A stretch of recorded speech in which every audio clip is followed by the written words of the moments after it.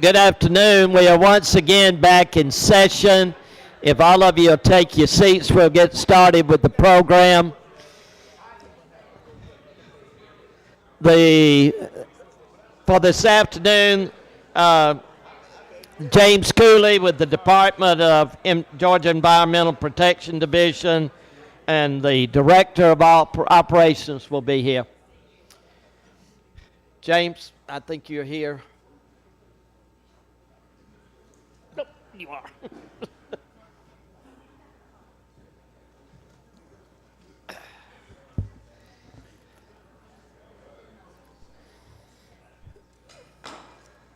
Thank y'all for coming, and we're going to turn the program over to you. Thanks so much. Can you hear me? Can you hear me? Okay. Can now. Thanks. Thank you. All right. Appreciate y'all having us here today. Along with me today to help out with this presentation is Anya Trzynski. She is the chief of our Watershed Protection Branch. And she's going to be introducing a couple people from the Watershed Protection Branch a little bit later in the presentation. But I would also like to introduce you all to Tilden Bembry. Tilden, if you want to stand up. Tilden's our district manager in our West Central District located here in Macon. So that's a resource that we have, a local resource. If you ever have any business with EPD or ever have any questions for a local issue, Tilden is the person that you could reach out to. Today I'm going to be talking to you guys about give you an update on solar farms. I did a presentation last year and there was a lot of interest in it, so I want to give you an update on where we're at with solar farms in Georgia. And Anya is going to be talking about frost protection and ag well permitting. So the topics that I'm going to cover today basically is a recap of what we covered last year, what EPD has done to address some of the challenges that I presented to you last year, challenges that we're going to face moving forward, and what's been done to get ahead of these challenges. But I've also been asked by a lot of you, as well as our director and deputy director have been asked, is there anything that we can do to help you? So today I'm going to talk a little bit about what you all can do to help us as we address the challenges moving forward with solar farms. Presented this to you last year. This is what you see on the news, the concept versus reality. This is the concept that you see, but at this time last year, this was the reality we were seeing on the ground. So we were pretty far apart, and what was being presented to us is clean power versus where we were. Some of the challenges we were facing was the large size of these projects. As you can see, there's some pretty big equipment in the middle of this, but it doesn't even look like Tonka toys. Just very massive sites, some of these are. Some of the things that we were dealing with was the inaccessibility to maintenance once the solar panels were installed. We talked about this. As you can see in this picture, there's rills forming or little ditches that form in between the rows of solar panels. And once these solar panels go in, there's only two options. You either fix this by hand or you have to pull the solar panels back out. So it's an issue that we're trying to address. This is another picture from a different angle of those rills running off the site. This is an example of what we were seeing of undersized sediment storage at some of these sites for their sediment basins. And this was significant sediment release from one of the sites because of this. I showed you all this picture last year. This is further downriver from that site. This was a release that was into the Broad River from this site.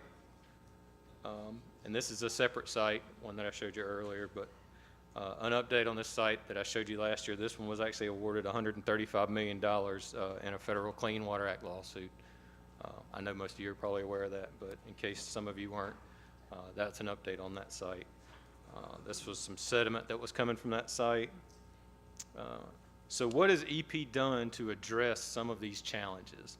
So the general permit for construction that these need to fall under or will fall under or do fall under, the GAR 100,001, requires any site that's going to construct or disturb over more than 50 acres at one time, they need to get additional approval from EPD prior to commencing that construction activity.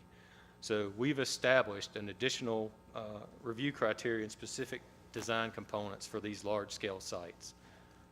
Some of the things that we look at are the applicant's previous compliance history, the technical justification of why they need to disturb over 50 acres at one time, the total disturbed acres, soil types on site, topography, any state waters within 200 feet, and any impaired stream segments on the property or within 1 mile upstream in the same watershed of that property, and then the proximity to sensitive areas such as drinking water intakes, marshes, trout streams, etc.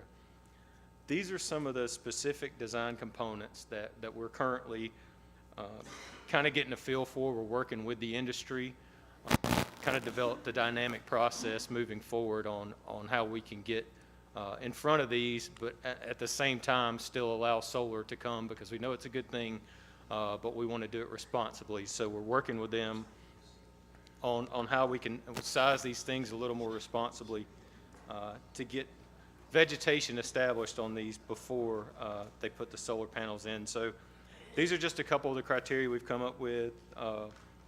We try to get them to break up the site using natural features or existing land characteristics, drainage basins.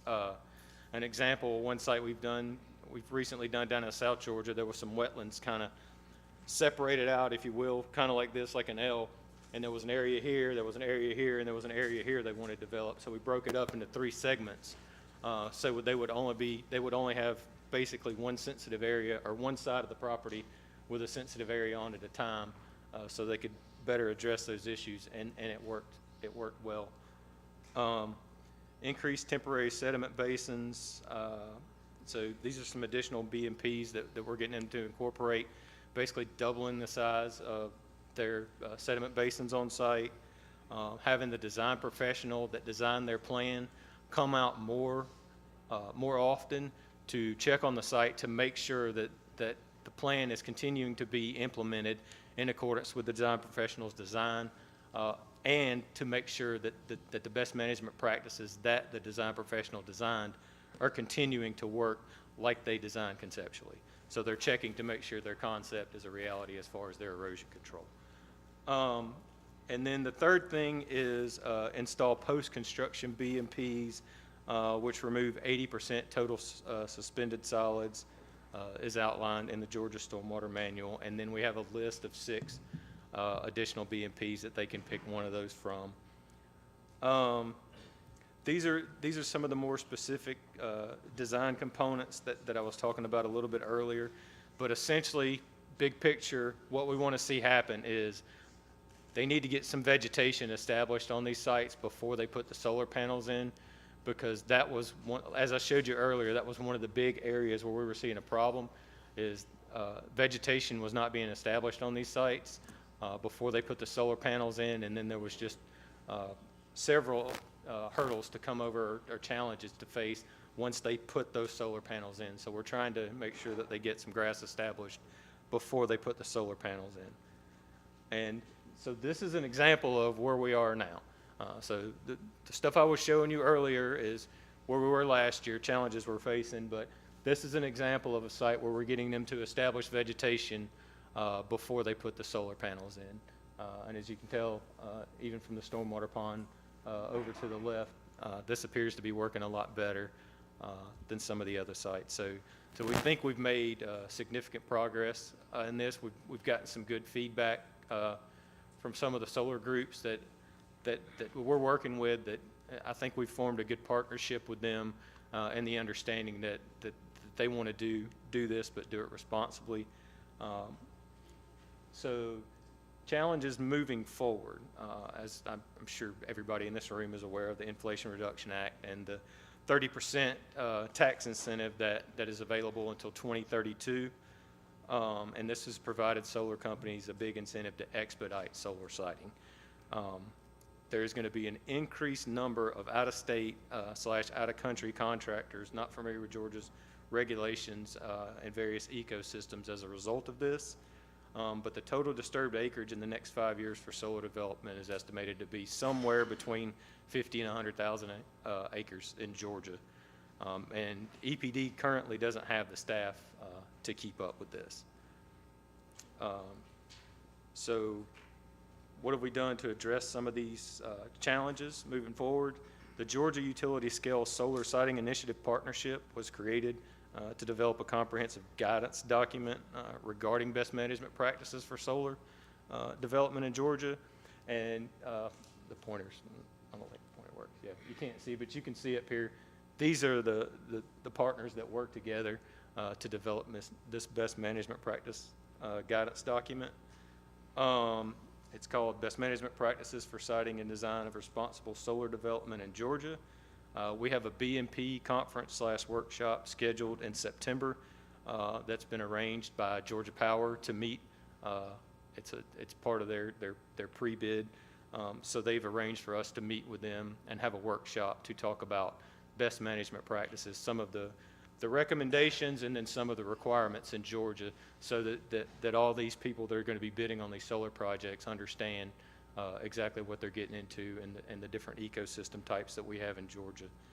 And then as the solar farms evolve and BMPs become, different BMPs become available, or we discover more effective BMPs, they'll be incorporated into this document. It'll almost be a living document, and it will be located on DNR's website. So what can you all do to help? On July 1st, 2003, House Bill 285 became effective. I won't go through all this, but essentially there was an $80 per disturbed acre fee associated with construction activities in Georgia.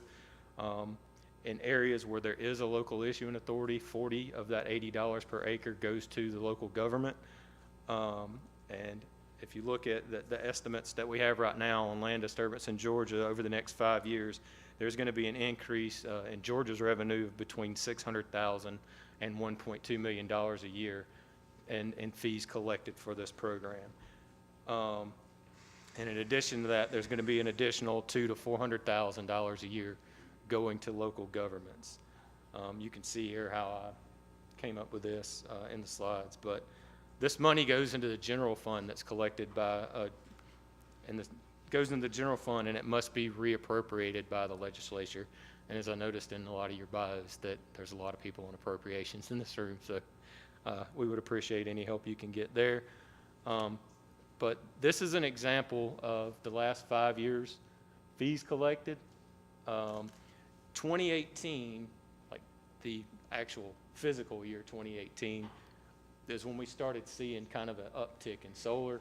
And as you can see, the trends are kind of mirrored here in the fees that we've been collecting over the last 5 years.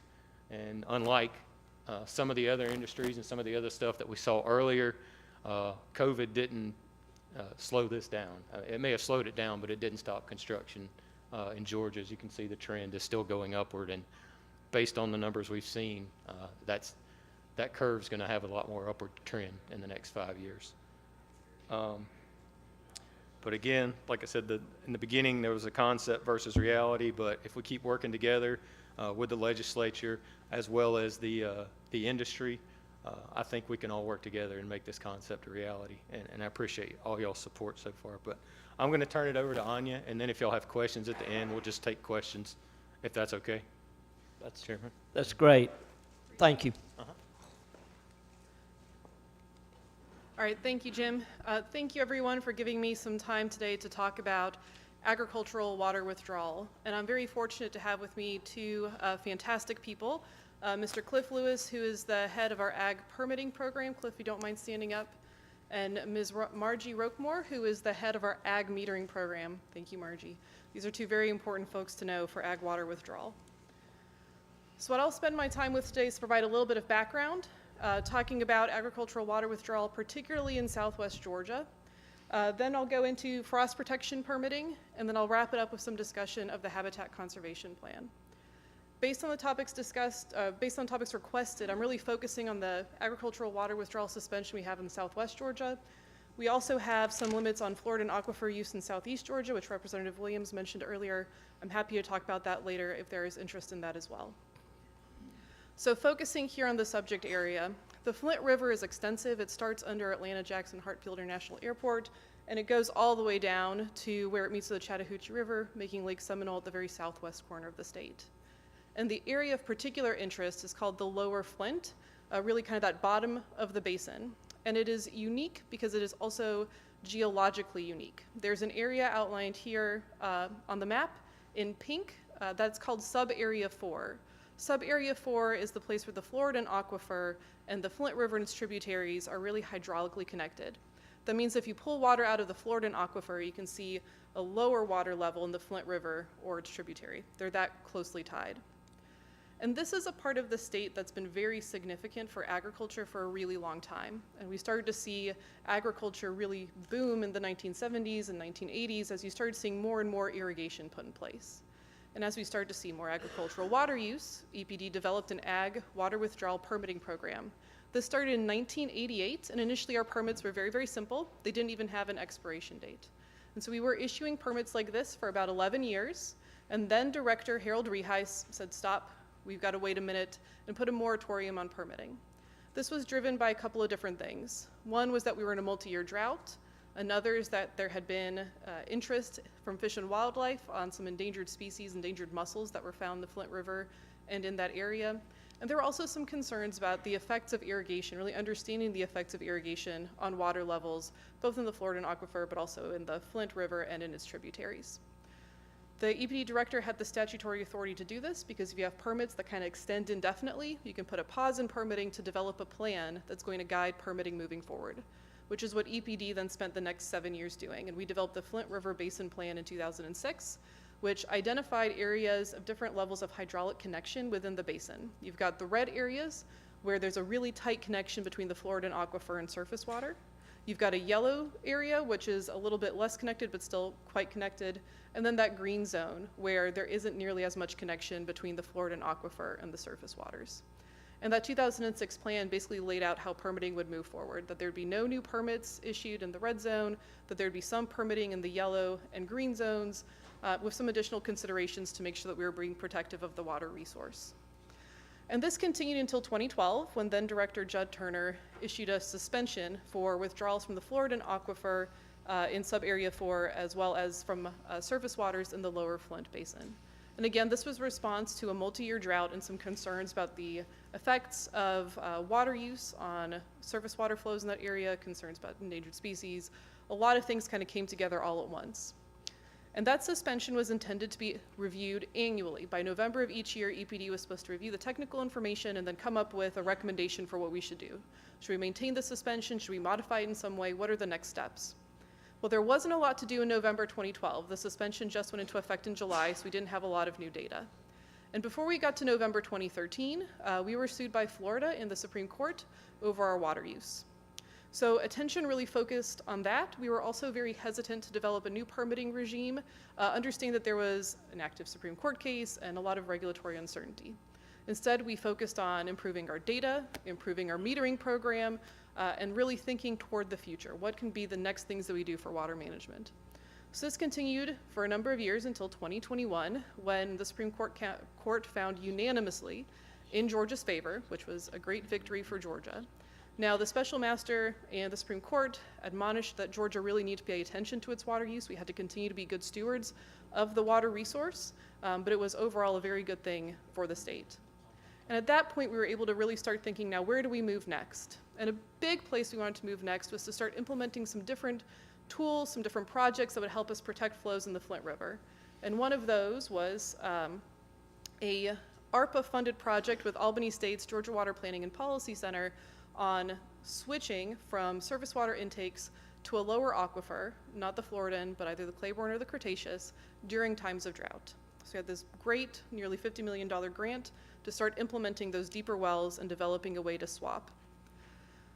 But that wasn't where we wanted to stop. There were other things that could be done for farmers in that region and for the water resource in that region. And one of those was to look at frost protection permitting.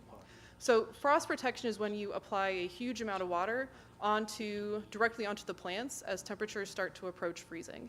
And this is critically important for citrus and berry crops. It's absolutely necessary for managing that frost risk. And it was an option that we've seen utilized in different parts of Georgia. but because the 2012 suspension did not allow any new or modified permits in the suspension area from the Floridan or surface water, it wasn't something that our farmers in Southwest Georgia could use. So we started to look, would frost protection permitting be an appropriate next step? And we came to the answer that yes, it would be. Basically, you're expecting frost protection to be used during the recharge season, so during the winter when we're getting a lot more water as opposed to during the summer when we tend to be a little bit more dry and when we're using a lot of irrigation for production purposes. We would also only need to use it for a couple of days each year, right? So you might be using a ton of water while you're frost protecting, but you're not frost protecting very frequently, and really folks try not to frost protect if they can help it at all. So it seemed like a very reasonable step for us to look at some new or modified permitting options from the Floridan aquifer in the suspension area.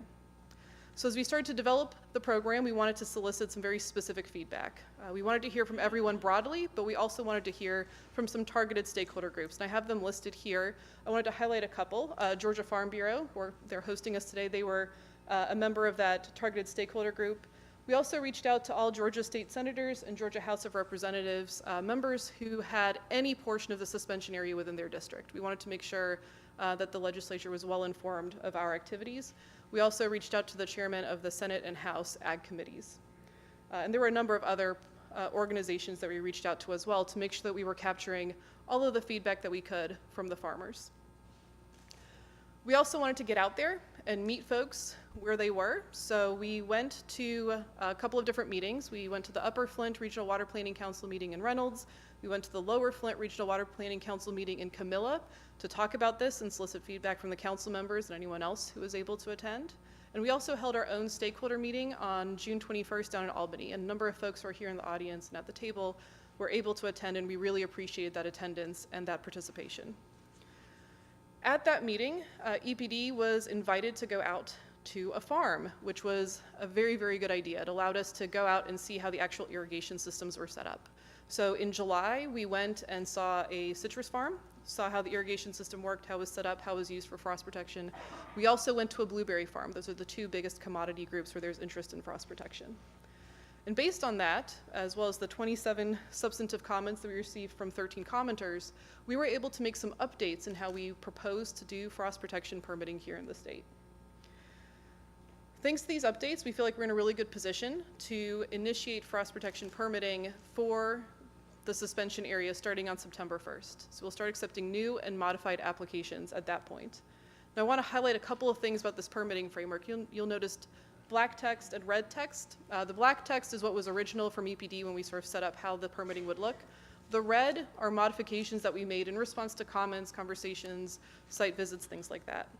So first, we're looking just at Floridan aquifer water withdrawals. We're not contemplating any new or modified withdrawals from surface waters.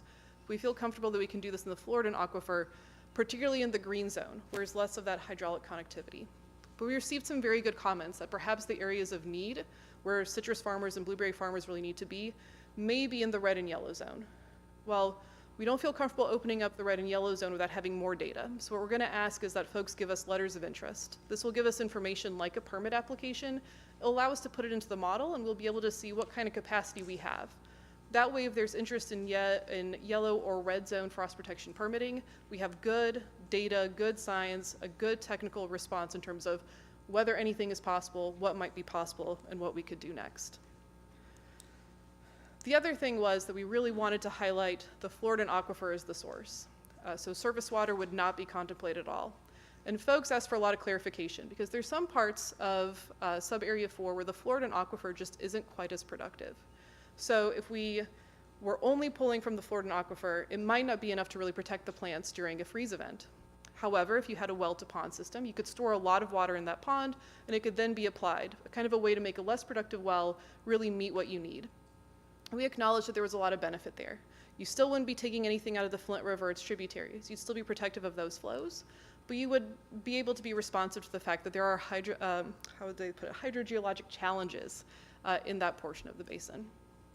Next, anyone can apply for permits regardless of whether or not you have an existing permit with EPD, but we will need to require telemetry. So this was a point where we had a lot of discussion. Telemetry is a way for us to get high quality, quick data on how water is being used. This is not intended for EPD to be able to come in and make decisions about how the farm is operated. It is really just for us to be able to have that kind of compliance data and that kind of usage data that is really critical for us in terms of being able to defend the program, also really critical for us in terms of being able to model and identify where there might be additional capacity, what we might be able to do next. But because we are requiring telemetry, it means that we can be a little bit more flexible in another area. Initially, we had said that we were going to just have production wells and frost protection permitting wells. We'd have to keep them totally separate. That we wouldn't look at variable rate motors, that we wouldn't look at any of this kind of stuff, that we really wanted to be certain that we were having compliance because production and frost protection would be kept separate. Farmers showed us that that was a bad idea very quickly. That was a way of increasing cost without getting any real benefit. And they were exactly right. It would require 2 irrigation systems, 2 wells, 2 everything, doubling the cost, making it much harder for the farmer to recoup their investment. And with the telemetry, we would actually be able to get all of the compliance data that we needed without any concerns about where that might end up going. So we felt that we were able to now, with telemetry, make this shift to allow 1 well to be used for production and for frost protection, allowing just that 1 irrigation system, allowing the use of variable rate motors. All of that we felt was allowable, defensible, and fully acceptable. So as we're going through this process, we're going to continue to identify what we can do next within the basin, how we may be able to look at the suspension, where we might be able to identify new options for permitting. But we need to do that in kind of a comprehensive way. And the best way for us to do that is through something called a habitat conservation plan. This is actually part of that ARPA project. A habitat conservation plan is part of an incidental take permit that you have with the Federal Fish and Wildlife Service.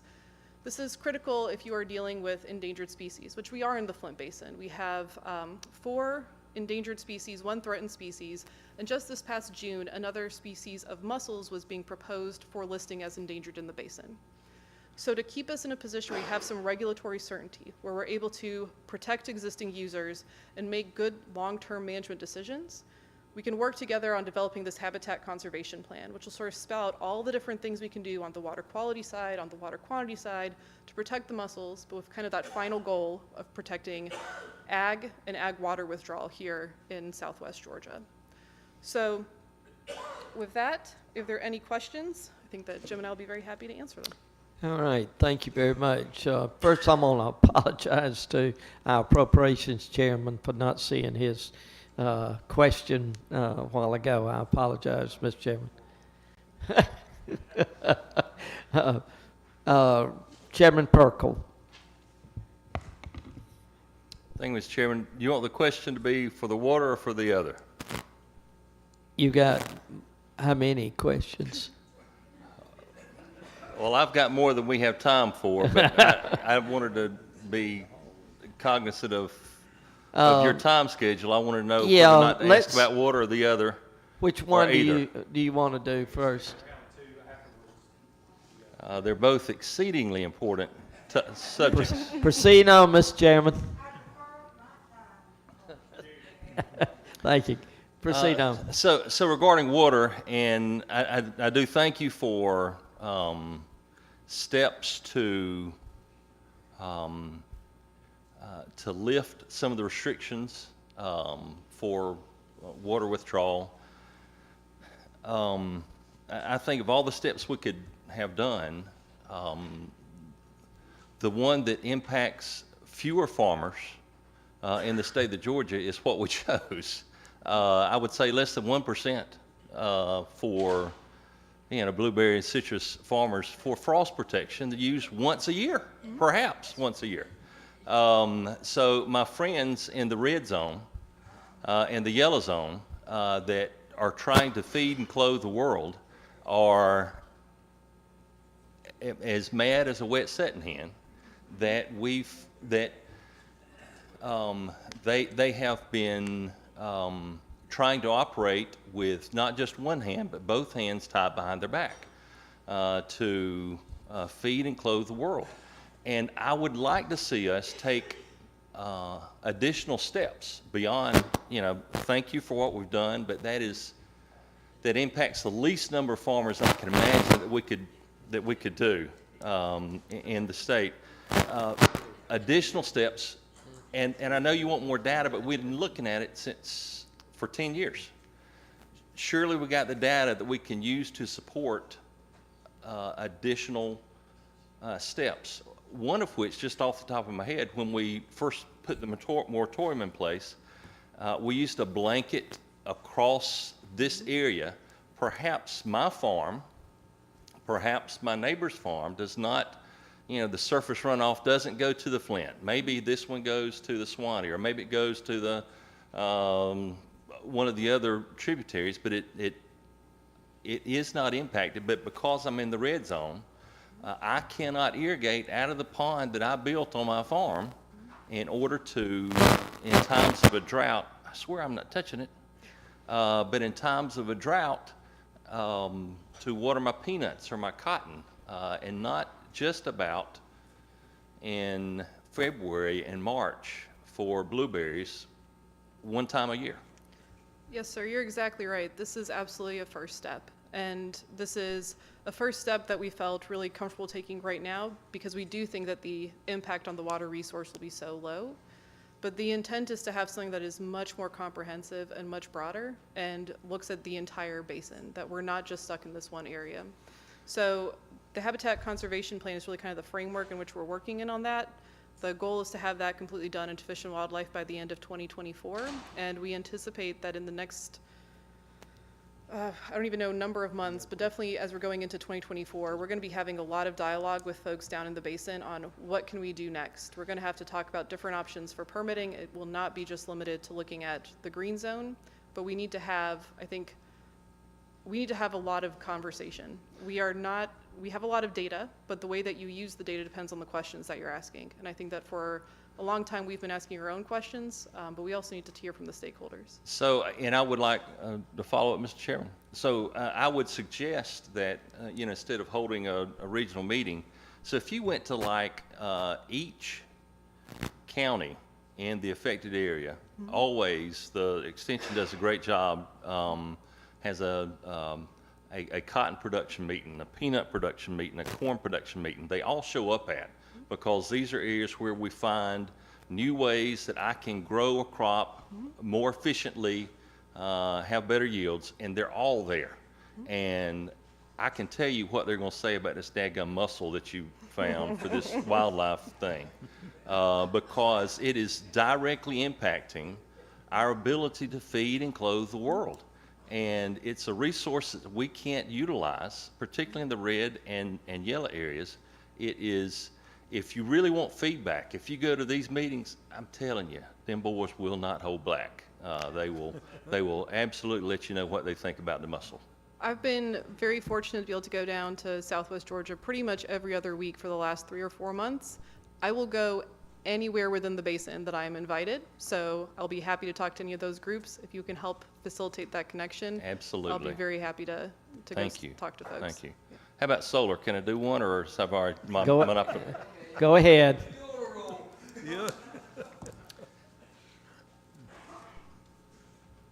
So, I have a problem with these big facilities being called solar farms. And I think a solar facility, because it's not a farm, one of the concerns I have, you have a lot of permitting for these now. So you look at where the drainage is, where where all this water is going to go that's going to come off the top of these solar panels and these facilities, these large facilities. One of the concerns that I have, and I don't know if you can make it part of your permitting process. So there are ag lands in the state of Georgia ain't worth a toot. There's different quality of soils. Some of them, I'm telling you, you can't.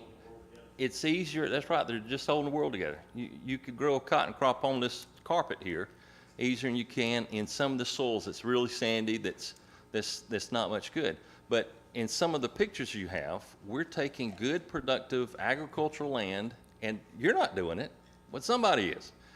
When you throw enough money at this process, then we're taking some of our more productive agricultural lands and some of the areas that some of these men and women represent, they're taking pivots down of exceedingly quality ag lands and putting up these solar facilities. And I know part of it's driven by the money. Some of our high-tech companies in the urban areas want green power, and so they'll contract with somebody in South Georgia to take productive ag lands and put it in these solar facilities so that they can say, you know, we've got so much of our power is generated from quote-unquote renewable resources. In effect, all we're doing is taking a economic engine, the one that we have in rural areas, and transferring it to the urban areas. I don't know if in your permitting process, one of the things, in addition to looking at wetlands around it, making sure that the water that's going to flow off these panels, it doesn't cause problems in our rivers and streams, but also, what are you taking this from? Is it a top qualitative soil, or is it a lower quality ag land? But every time we're taking ag lands out of production, God is not putting a similar amount of ag lands into production. And for rural communities, farmlands is a vital resource that we have, and it's being taken from us. And I know part of it is through the whatever Reduction Act, and it's money that's thrown out, but this is ag lands we will never get back. So. Yes, sir. And unfortunately, as far as our NPDES permit goes, we can't really regulate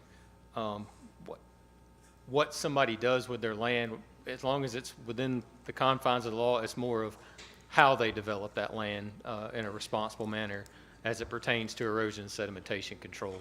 But we run into this a lot with different, not only solar, but different industries of, you need to tell them they can't put this there. That's up to local zoning ordinances and the local government on particularly like what they can put on their lands.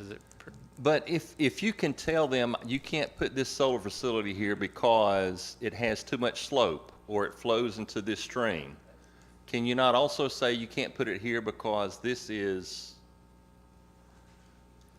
this type of a soil, this is a productive ag soil? Yeah. That's not part of the deal. So part of our permit, we evaluate those things. It's not necessarily you can't put it there, but you may not necessarily be able to disturb as much acreage at one time.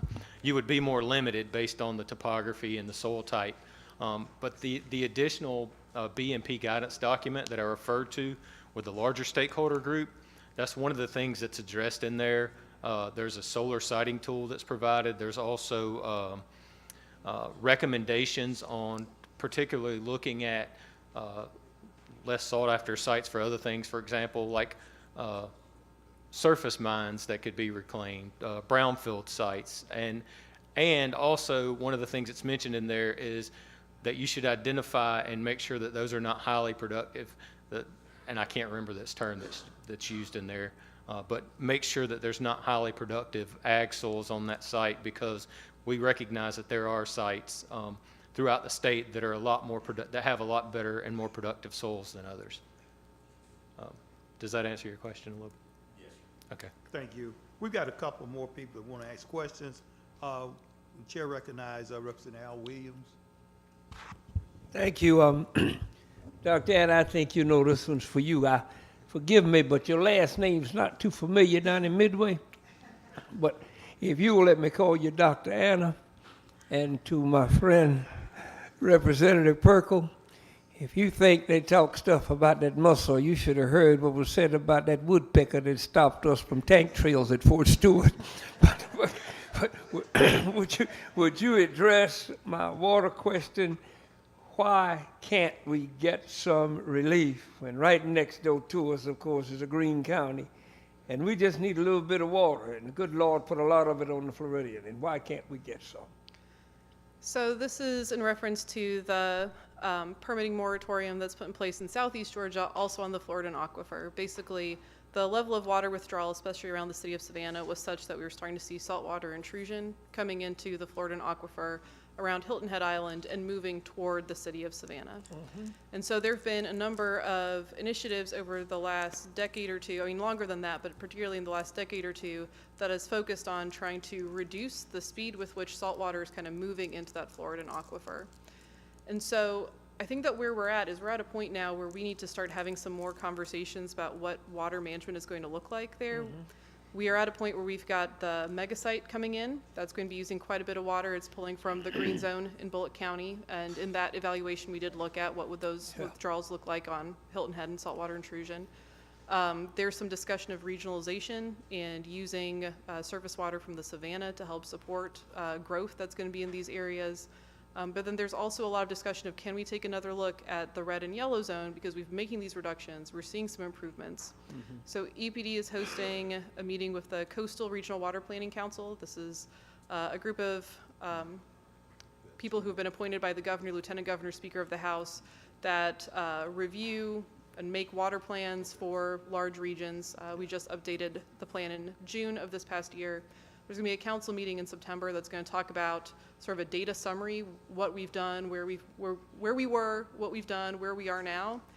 And we've been discussing that we need to support that with some additional stakeholder work, starting to talk to folks, especially as we're getting close to 2025, right? Because the first round of conversations was, what are we doing as we move to 2025? We're getting close to 2025 and there's no what's next. So it's less fleshed out in terms of where we're going next than Southwest Georgia, but it's a conversation we have to initiate because we recognize that there are some real consequences for the people who live and work in those areas. Quick follow-up. Yes, sir. Keep in mind when you take another look at it that we don't clothe we don't clothe the world, but our impact be a little greater than some blueberries down in my friend's area. So, but we're desperately in need of some help, and it's time to take another look. When the Corps, with the Supreme Court's decision, hopefully the interpretation will prove to be as helpful to the area as we expect it to be in relation to wetlands. But those are desperate questions in my area, water and wetlands. So the definition of waters of the U.S. and the protections for the wetlands will not have any effect in terms of how we're looking at groundwater.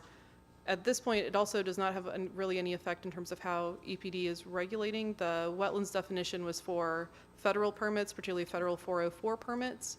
All we do with, in relation to that is issue 401 water quality certificates to make sure that whatever activity is happening that the 404 permit is allowing doesn't hurt our water quality. So we may end up seeing fewer of those 401 water quality certs come in, but we're not anticipating at this point any sort of change in our process related to those federal rule changes. Thank you. We're running a little bit behind time. We're going to recognize Representative Darlene Taylor and then Chairman Jaspers. Thank you, Mr. Chairman. I feel your pain, Representative Williams. We had a problem with that woodpecker down in South Georgia. It took us 10 years, but we got a road, and that's what counted. And today, as they're evacuating Florida, we need that 4-lane. But my question really had to do with the solar panels. I have been concerned about the runoff and the water runoff and how it is affecting it. So it sounds like you've got some things you're looking at more closely now before they're permitted. The second part of that has to do with the disposal of it. We know this equipment and what it's made of is not going to last forever. Do you have something in the permitting process that they have to have a plan where they're going to go, what they're going to do with it when it is no longer any good? And second, do we need to set up a fund or something to make sure there's going to be some way to clean up this mess? Thank you. So to answer the first part of your question, the simple answer is no. It's a construction permit. So it's basically just for the construction of the site. It's not for it's not a permitting process for the overall permitting of the solar farm or the solar facility. Do we need to have better control? Do we need to do Yeah, something that- more? I don't know if Georgia Power and or the local EMCs or the Public Service Commission have anything to do with that. But if they don't, that may be something to look at, because we have rules and regulations on making sure that the things are properly disposed of at a properly permitted facility, but unless they want to be a permitted solid waste disposal facility, then they wouldn't fall under our solid waste regulations, other than properly disposing of the material. Does that make sense? Yeah, I think it's something we need to look at, though. I think it should be part of the process. When you're building something, there has to be a complete project, and we know these materials don't last forever. What are you going to do with it afterwards? I don't want to be stuck with batteries like we have in other issues, so I think that might be something we need to look at. Thank you. Thank you. Chairman Jaspers. I'll be real quick. This is for James also. You know, for a layman who looks at all the MPDS permits, has never learned and taught one, and I thank y'all for what we heard last year to where we're at today. But just in simple terms, you look at what you've done with a solar facility site versus a regular industrial site or a housing site. Are the regulations you put in, are they weaker or stronger or equal to what you're doing for them? They're equal. Some of the provisions we put on them, and and we've been having internal conversations. Some of the stuff that I'm sharing with you is still kind of a draft. We're still working through it, but we're looking at more of it being across the board for these larger scale projects, because we're starting to see bigger developments in Georgia. Before the last few years, most of the sites that we've dealt with, I've been doing this for 20 years, never got over 200 or 300 acres. And we're seeing quite a significant uptick in sites that are 5, 6, 7. I mean, there's some right now that I've seen that are coming, they're up to 13,000 acres.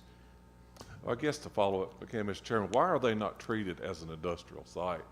Just like the Hyundai site on 16 or wherever, that they have to meet those same criteria for water runoff and retention of soil on that site. So is there an SIC code for solar farm? So solar farms are not, or solar facilities are not considered a industrial process the way that EPA designated industrial processes for management of their runoff. So what we're talking about here is just for construction stormwater, and in terms of construction stormwater, all sites as they are being constructed are treated the same way. So there are going to be differences based, as Jim said, on location. There are going to be some site-specific things, but ultimately what we're doing on the construction stormwater side is making sure we're not sedimenting in our streams and rivers. Once the facility is built, depending on what is happening at that facility, depending on the layout, depending on all of that kind of stuff, there may be other NIPDES permits necessary. So for the Hyundai mega site, right, they are going to have a pre-treatment permit to send their wastewater, I think initially to City of Savannah and then to Bryan County. And then there's also potentially industrial stormwater permit to deal with the industrial stormwater runoff that comes out. For solar, there are some post-construction best practices, but it really is about that vegetation and trying to reduce the amount of runoff coming on. I don't know if you got anything else to add on that. Yeah, I was just making sure, she's a little more familiar with the industrial side than I am. I wanted to make sure they didn't have an SIC code that would make them get. Well, it just seems like coverage. if I were doing anything in my community over 4 acres or an acre, I'd have to make sure that that soil stayed on my site and the water filtration. I guess that from last year's discussion to here, we're still not holding them to the same criteria that others are, just because they're a solar site. Yeah, and no, it's the same, the permits are the same. The requirements are the same, but there's additional requirements in the permit, or there's additional, not necessarily, well, there are additional requirements in the permit for sites that are over 50 acres. There's additional requirements in the permit for sites that are on or within 1 mile of an impaired stream segment within that watershed. And then there's additional approval criteria. They have to get approval from EPD before they disturb over 50 acres. And that's when we take into consideration what I was talking about earlier, the topography, the soil conditions, those things. Thank you so much. We appreciate Anna and certainly James, y'all coming today, and we will be calling on you as we get ready for our presentations and to the legislature. Thank you so much. Thank you.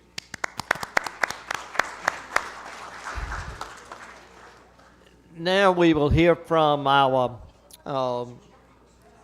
the Department of Agriculture, Commissioner Tyler Harper.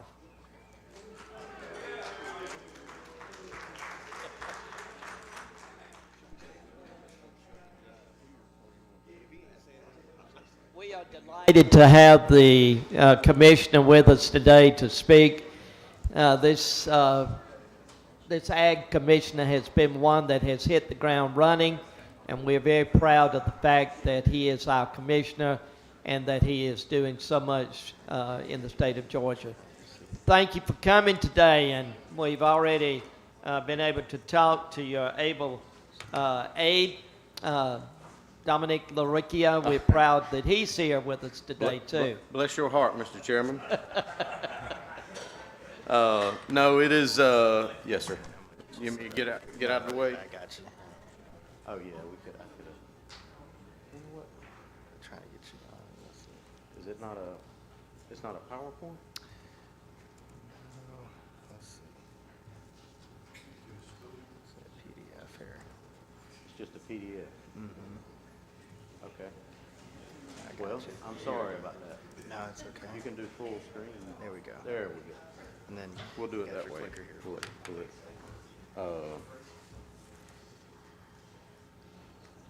Okay. Mr. Chairman, good to be with you. Thank you. Yes, sir. Glad to have you. To both the chairmen, Chairman Green, Chairman Jackson, thank you all for obviously the Rural Development Council and the work that you have done and my experience in the legislature, obviously being on the other side of the Capitol, never participated in the Rural Development Council, but I can tell you as a member, former member of the Senate body, the work that this council has done and the legislation that's come out of this particular body, I think has done great work and great strides for rural Georgia. And I commend all of you and Speaker Burns for continuing the work of the RDC because I think it's vital and important for rural Georgia. And as many of you know, agriculture is the backbone of rural Georgia. Without agriculture, rural Georgia would not be able to sustain. And I would argue all of Georgia wouldn't be able to sustain. It's our number one industry. It's the backbone of what we do. It's what we do well in this state. And I am honored and proud to serve alongside of y'all as the 17th Commissioner of Agriculture for this great state. So thank you for giving me this opportunity to serve alongside of you. And I can't tell you how much I appreciate all of you, our work together so far, and even this past session, the work we've done together. Thank you for that support. Many of you helped us in a lot of different ways. Chairman Houston, Chairman Hatchett, Chairman Perkle. I'm going to start naming names. I'm going to get in trouble. But y'all, a lot of you, Chairman Smith, went above and beyond in a lot of different capacities to help us address the needs we had at the department initially. And obviously we have others, and we're going to talk about some of those today. But as many of you know, as I discussed, the role of this council is vital to the success of rural Georgia and our number one industry. And for the number one industry to continue to be successful, the department that oversees that industry has got to be successful as well. And that's the reason I think the Department of Agriculture and the role it plays in the lives of every Georgian every day. I tell people as I travel this state, the Department of Agriculture impacts every Georgian every day. There's hardly a day, there's really no day that goes by that every Georgian isn't impacted in some way by our agency, whether it's a mill or a gas station or a grocery store or pest control, you name it, we do it. But at the same time, you know, farmers are asked to do less with more. Our state of the ag industry in our state, I think, is strong, even though Chairman Dickey and a lot of our peach growers had a pretty tough go earlier this year with about 90% crop loss, which is very significant to our state. And that's one of those things that, you know, we've got to continue to fight for. It's important what we do in agriculture, but we've got to continue to allow that playing field to be level for agriculture to continue to succeed. And we're willing to be a part of that to help address those headwinds in the industry, to ensure that we're bridging that farm to fork divide and putting more of that retail dollar back to the family farm where it needs to be, because those rural communities are vital to the success of our state. And I know y'all have heard a lot of presentations this morning. The ag water conversation is vital, and I appreciate the work that our friends at EPD are doing, and I look forward to our continued partnerships together moving forward. Just really quick, just to kind of give you for those of you that were in Perry the other day at the Ag Issues Summit, some of this is going to sound familiar. But just really briefly, just kind of a quick departmental update on where we are. So for those of you that don't know, the Georgia Department of Agriculture was the first Department of Agriculture in the nation. We're number one, and we're proud of it. So the Department of Ag was established in 1874. So next year, quick math, for those of you that are math whizzes, is 150 years. So we're going to celebrate 150 years of Georgia agriculture, 150 years of the department. We're already working on some of that as an agency just to kind of tell that story. It gives us an opportunity to use something to tell the story of Georgia agriculture, and we're really excited about that. To talk about the many different divisions and over 70 licenses that we issue, from animal health to the state vet to pest control and everything in between, and letting folks know that we're involved in ways that they don't even know. You know, for those of you that don't know, we weigh all the Powerballs before the Georgia Lottery rolls out what the numbers are. You know, and that's, Reverend Williams, we have nothing to do with what numbers hit, though. I apologize. But I'd be happy to show you the scale where we weigh them at. We make sure that it's fair, right? I think if we had any of that knowledge, I wouldn't have any employees at the department because they'd be winning it all the time. But no, you know, there's ways that we're involved and folks don't even know. And obviously the Georgia Growing Program has been phenomenal in getting that message across, and we look forward to building that. We also look forward to the Georgia National Fair that's coming up, and we're looking forward to the little bit of friendly competition that's going to be happening at the fair between the House and the Senate at the Legislative Livestock Showdown. So if y'all have never been to that, I encourage you to come because that's going to be exciting. As always, and we're really looking forward to that. But we're making a few organizational changes, and our team has hit the ground running, and some of them are here. Many of you know Jenna Saxon, who's my chief of staff. Dominic's here, who's helping us with our constituent services. Patrick Guthrie is here, who helps me in my office and helping us stay straight. And many of you know Catherine Russell, who does our policy work. So those are kind of the folks to reach out to as far as our agency is concerned. Just kind of diving off into it, we've had this little insect pop up recently that we have found here in the state of Georgia, the yellow-legged hornet. Just wanted to give you an update since I visited at the Ag Issue Summit last week. We've had a few more updates. As many of you know, we found this earlier this month, was confirmed at the beginning of August. It was the first confirmation of this hornet in the United States found in the wild ever. So our team immediately went to work to find, trap, and eradicate this hornet. It is a ferocious predator of pollinators, specifically honeybees. So why is this important to Georgia? Why is it important to Georgia Ag? Well, about 400 honeybees contribute about $450 million to the ag economy in our state. Watermelons, blueberries, and other crops. Over 100 different crops are actually pollinated in the United States. So you need these pollinators for agriculture to be successful. And so if they're taking out the pollinators, that means it's a lot harder for us to grow those crops in our state. So we went to work. We actually found a nest on August 18th, and our team began to make plans to get rid of that nest. A little over a few days later, on August 23rd, we did a night operation. So our team went to work at night, and we used an insecticide to neutralize the nest and neutralize the adult hornets.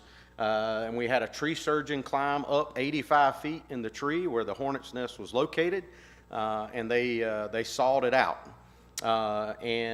We have some pictures of that you can see. I don't have any on here, unfortunately, but that nest was huge. It was about this big around, and what I understand, it stood about yay tall. It was as the entomologist from the University of Georgia said, it was the largest nest he had ever seen. It's been an interesting ordeal. So that is the first nest confirmed in the United States ever.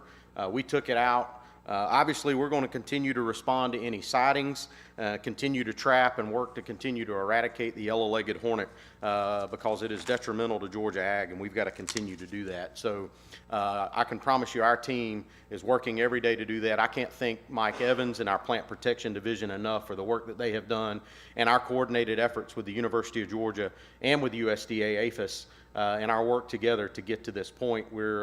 This was a big win, but obviously we're not resting. We're going to stay vigilant, and if there are any other nests, we're going to work to eradicate those as well. Moving forward, just kind of diving off into some policy issues. As all of you know, hemp falls under the Department of Agriculture and the work that we do there. However, I just kind of wanted to bring you up to speed on some things that some other folks have done in the state of Florida. Our friends across the line down south did an operation with their law enforcement unit in the Department of Agriculture and their hemp division, and they hit 475 stores, found over 70,000 illegal hemp products in those stores, and they worked to address that. It was called Operation Candy Crush. It was the largest inspection and sweep of hemp products that I know of. And the problem is these products were specifically targeting underage kids. As you can see by looking at the packaging, those are not, that's not Sour Patches, those are Stoner Patches, as it says on the label. You know, that's the issue that we have found and we see, and we're dealing with this in the state of Georgia. The issue is we do not have the same authorities as the Department of Agriculture does in the state of Florida to do what they did. We are restricted in some capacities to be able to address that. Chairman Perkle had a bill this past session that y'all passed out of the House. We had a little hiccup over in the Senate that would have helped address some of these issues. So I just want to bring this up and encourage you.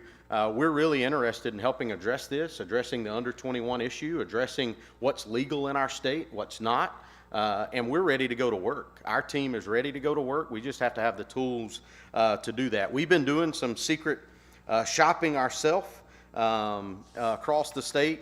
We have found hemp products being sold in our state with as high as 24% THC. To put that in perspective, the legal limit for hemp is 0.3%. So they are 23.7% higher than the legal limit. And so we know it's illegally being sold in our state. We know that these are issues we have in our state. We're willing to work with our state and federal partners to address it. We're just looking to you to help us get the tools we need to help ensure that this can be addressed. Now, we want the hemp industry to be successful, and I do believe the hemp industry in the state of Georgia can be successful. But as long as we have basically an open door policy when it comes to this, and people feel like they can come to the state and just go free-nilly, so to speak, in this industry, it doesn't allow the true industry to be successful. It doesn't allow them to get off the ground. It makes no sense to grow hemp in the state of Georgia when you're bringing it in from Colorado and California and other states when it isn't being addressed in that capacity. So we have the ability to have a thriving hemp industry. We just have to address the illegal side of it to ensure that that happens. As many of you know, we are in the electrical vehicle charging business now as the Department of Ag, and we look forward to taking that on. It doesn't go into effect till 2025. But obviously we'll be discussing the funding needs and the resources we need as an agency to put this in motion. Just so you know, in full disclosure, the testing units that we've been looking at have tripled in price just since session ended. So that kind of gives you an idea. So some of the numbers we were talking about back during session, obviously those are no longer valid, unfortunately.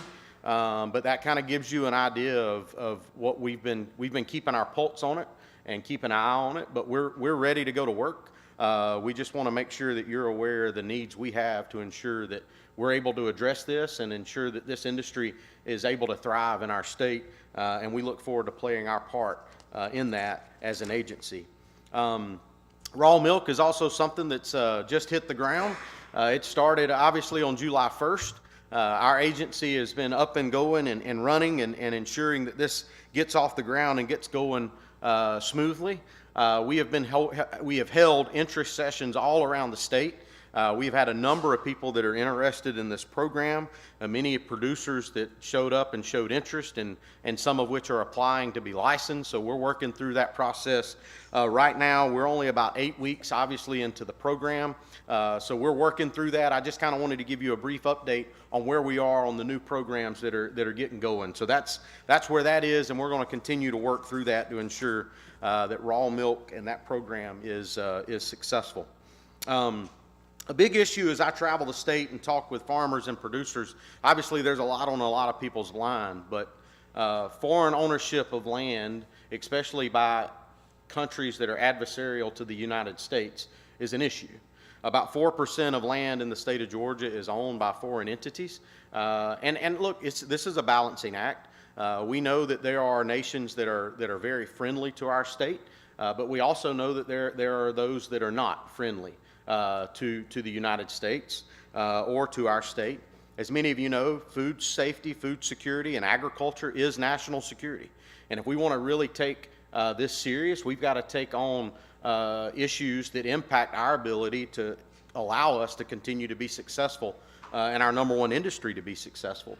And part of that is ensuring that we protect our ag land for the purposes of production agriculture, and especially from those who may be adversarial, that may want to grow crops for specific purposes, they have no interest in ensuring that America is able to feed itself, or that us in Georgia have a successful ag industry.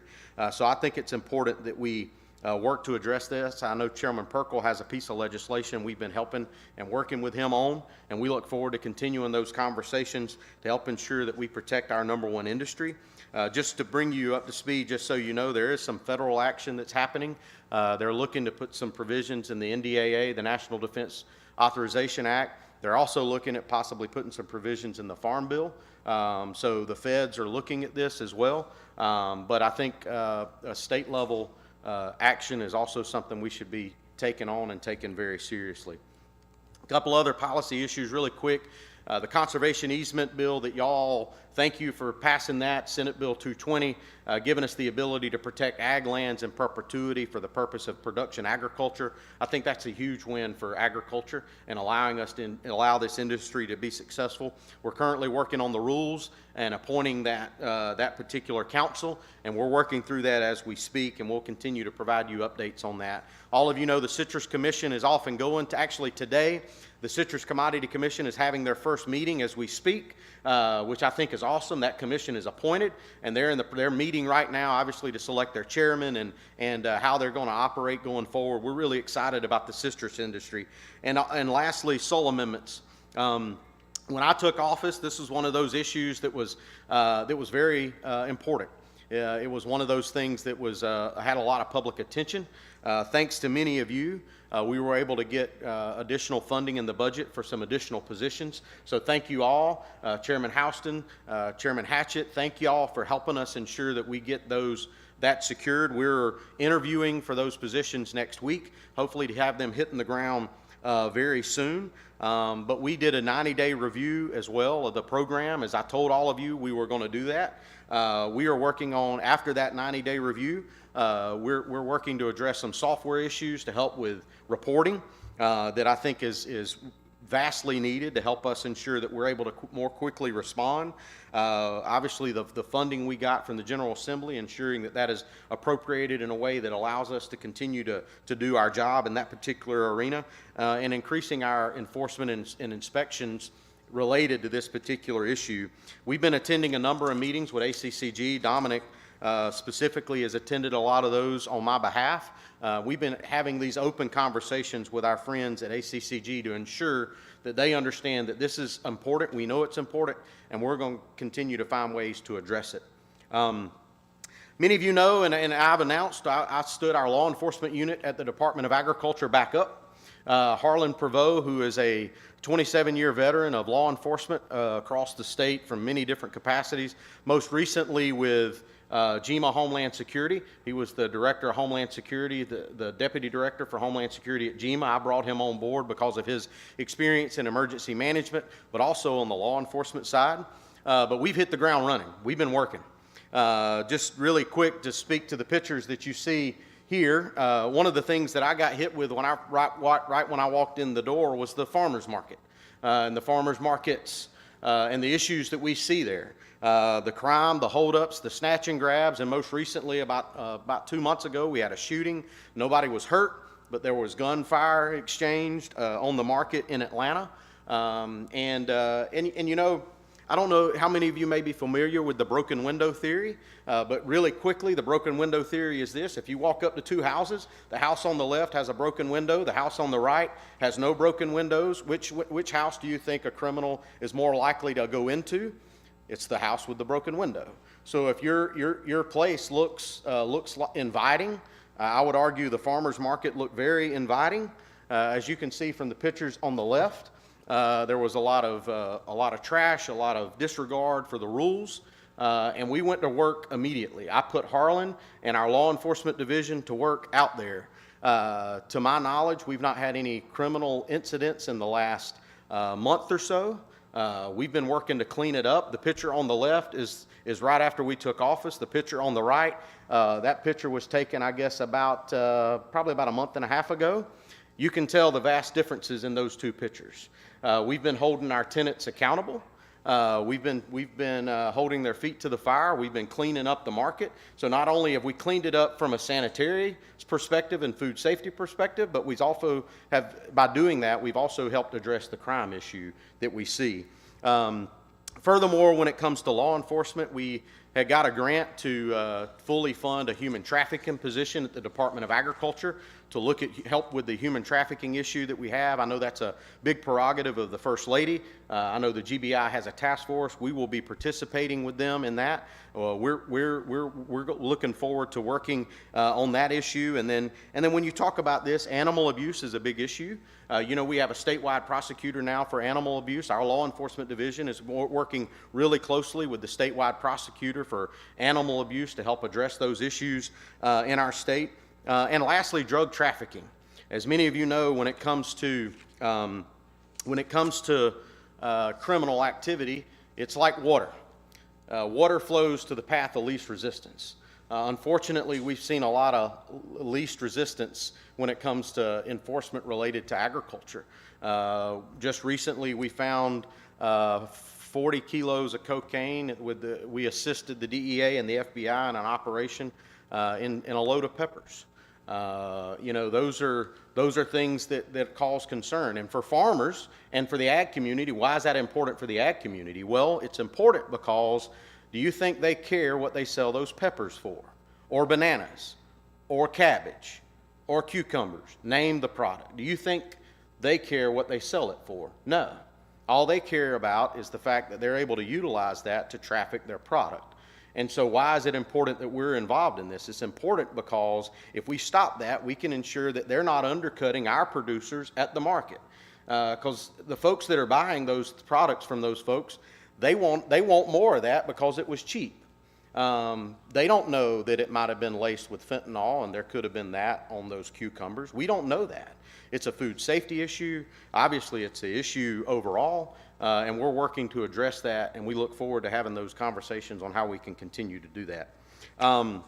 We have stood back up in conjunction with DNR and USDA, the Feral Hog Task Force. I know y'all heard a lot about deer this morning and crop damage, so I'm not going to spend much time on this, other than to say feral hogs and deer are significantly impacting our agricultural crops across the state. And we have partnered with DNR and USDA, like I said, to address this issue. We're hoping that we can continue to get some money in the Farm Bill to allow this to continue to be successful. We're working with UGA Extension to hopefully provide some questions on their next survey to give us some feedback on exactly the extent of damage that we're seeing in our state, so we can kind of quantify it a little better to help us better understand that. But we're looking forward to some success from this task force to help us address the crop depredation issue across the state. I will say this, as I said earlier, for the number one industry to be successful, the department that oversees that industry has got to be successful. One of the biggest issues, just to be honest with you, that I'm facing at the department is labor, is employees. It's been difficult to keep and hire people. I have currently about 60 funded positions open. I have about 40 of those posted. 7 to 8 of those or more have been posted for over a year and open still. Most of that, just to be honest, has to do with salary.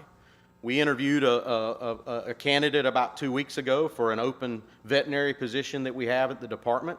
We offered them the job. They called us back and said, "Thank you, but I've accepted another position," with about a $20,000 to $30,000 increase in salary. And I don't blame them. I understand that. But that's the issue that I'm seeing day in and day out across every position that we have. I get a HR report weekly of the people that we lose. Most of the time we lose those individuals for no other reason other than better salary or better pay. And in some cases, just to be honest, it's with another state agency. So we're not necessarily losing folks to industry. We're losing people to my colleagues in other state agencies. And hey, I'm glad we're able to train them up, and I'm glad they think our folks are great, but I would like to keep them, if you know what I mean. So we look forward to continuing this conversation about how we can address the salary issue at the department and our needs and helping us fill those vacancies that we have, because we've got to be successful. I don't want to tell businesses that they can't open. And unfortunately, we've had to have some hard conversations with businesses across this state because I don't have inspectors to fill that capacity or that role to allow their businesses to expand or be more successful in their communities. And that's something that we don't want to do as an agency. We want to be an incubator for businesses in our state. And for us to do that, we've got to be successful. One last thing, since this is top of mind, especially with the news today. Hurricane Idalia, as all of you know, and by the way, that is Vidalia without the V. So for this South Georgia country boy, it took me a while to get Idalia. I even got it phonetically wrote out right here so I wouldn't say it wrong, because I want to call it Idalia, because that's the way it looks to me. So if it's okay with y'all, we're going to call it Hurricane Idalia. I figured Representative Hagan would be okay with that. Yeah, I agree. So our team obviously has a part in the emergency management response when it comes to hurricanes. We have an emergency management arm at the department. Harlan oversees that as well. We see most of the impacts are going to happen tomorrow. Obviously, we expect the hurricane to be completely out of the state by tomorrow evening. It is increasing intensity as it enters the Gulf. If there is a positive to this, the eye of the storm, the center of the storm is smaller than what we've seen in other storms, which means the width of impact is hopefully will be a lot smaller as it hits landfall. But we can definitely see 50-plus mile-an-hour winds in the impact zone in our state. In the areas closer to southeast Georgia, obviously that's the current track that we're looking at. We could see as much as 4 to 6 inches of rain in some places, but obviously we could see some rainfall in other parts of the state. And I'll be honest with you, in some parts of the state we really need some rain on our ag crops, but we don't need a lot of devastating wind. But we're currently inventorying all of our resources to be prepared to deploy, and we're going to continue to track this with our team at the GEMA Homeland Security. I know our team is already there. I'm actually leaving here to go there this afternoon, but I know the governor has already issued a state of emergency, and so we're preparing and getting prepared for this storm, and hopefully we'll see minimal impacts, but please know that we're prepared to go to work at the department if and when we need to. Just to kind of close out, as I said, our number one industry is vital. It's vital what you are doing to help our number one industry be successful, and we've got to continue to work together to make that the case. And I look forward to our continued partnerships and making that happen. So thank you for what y'all all do. I think just one other brief thing just to bring to your attention, since it happened just about 2 hours ago. I heard WOTUS was brought up a few minutes ago. Since it was brought up, I'll give you the latest update. EPA has just issued a revision and amendment to the existing WOTUS rule. They hit that about lunchtime. My understanding is that particular issuance went out without comment and without possibility for consideration. So basically, that means for all practical purposes, it's a final rule. We're evaluating that. So far in our current look, it doesn't look very friendly to agriculture, but we're going to continue to evaluate that as we move forward. As many of you know, Attorney General Chris Carr and I partnered up and challenged the previous WOTUS rule. We were successful in the courts. The courts overturned it, but now we have the new version. So we're going to be evaluating that and its impacts on agriculture. But thank y'all for what y'all are doing. Thank you for our partnership together. I look forward to our continued partnerships in serving the state. I look forward to any questions you may have, Mr. Chairman.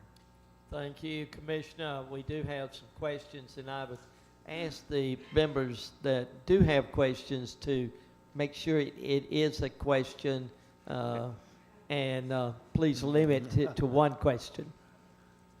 Thank you, Mr. Chair. Chair recognizes Representative Darlene Taylor. Thank you, Mr. Chairman. Thank you, Commissioner, for your report. It is really good. I just had a quick question about how much more your folks are being involved in the security. I'm concerned about their security. Do we have them as certified officers? Are they able to defend themselves? So our law enforcement division are post-certified, and they're required to be post-certified. Okay. How many do we have? Right now, I have a total of 2. Okay, we're going to get some more, aren't But we? we've just, as I said earlier, we got a grant for a human trafficking position that fully funded that position. So that person should be coming on board next month, so that'll be 3. And then we had an open position in the emergency management budget, and so we shifted that over to law enforcement because it's in the same budget. So we will have a total of 4 in the next couple of weeks. I just worry about them because they're out there sometimes So, alone. and I'll tell you, our officers actually go out with our inspectors. That's something I think our team has realized, that there is an advantage. So when we have hostile environments where our inspectors, sometimes unfortunately, our inspectors end up in some hostile environments with individuals. They have called our law enforcement unit, and they have went and met them there and helped them in that particular situation. So we'll be working hopefully with y'all to help us increase some additional opportunities and positions in that arena. I think in Florida, they do have inspectors that are armed. and So Florida has a law enforcement division that is about 150 strong. Okay, I'm just wondering if we so- need that with so much is needed I'm now. not saying we need 150 I know. officers. So please don't misinterpret that. But I am concerned about them. I have to tell you, but- I am concerned about them out there. Yes, ma'am. sometimes by I themselves. agree. Thank you. No, we're going to be calling on you as we do our final presentations to the General Assembly, and we will be asking you to look at some of our legislation and everything. One more. Quickly, Commissioner, Yes, sir. did you have to deploy your entire force to get those Hornets? Yeah. So, Reverend Williams, I thought about calling you and seeing if you wouldn't mind climbing that tree and helping us out. But we did deploy a team, and we actually worked with a pest control company who specializes in addressing some of those things, and they helped us out. But we did have a number of our folks there on site while that was going on. So it was a whole operation. So yes, sir. I'll tell you what, if you want to handle the next one, I'll give you a call. No, give me a Thank you, Commissioner. We really appreciate the Thank you, time. Mr. Chairman. Appreciate y'all. God bless you. All Y'all right. keep plowing. Thank See you. you soon. We're ready for Christopher. We're going to go on to our next speaker, who is the Commissioner of Community Affairs, Commissioner Christopher Nunn. And one Georgia, Jenna.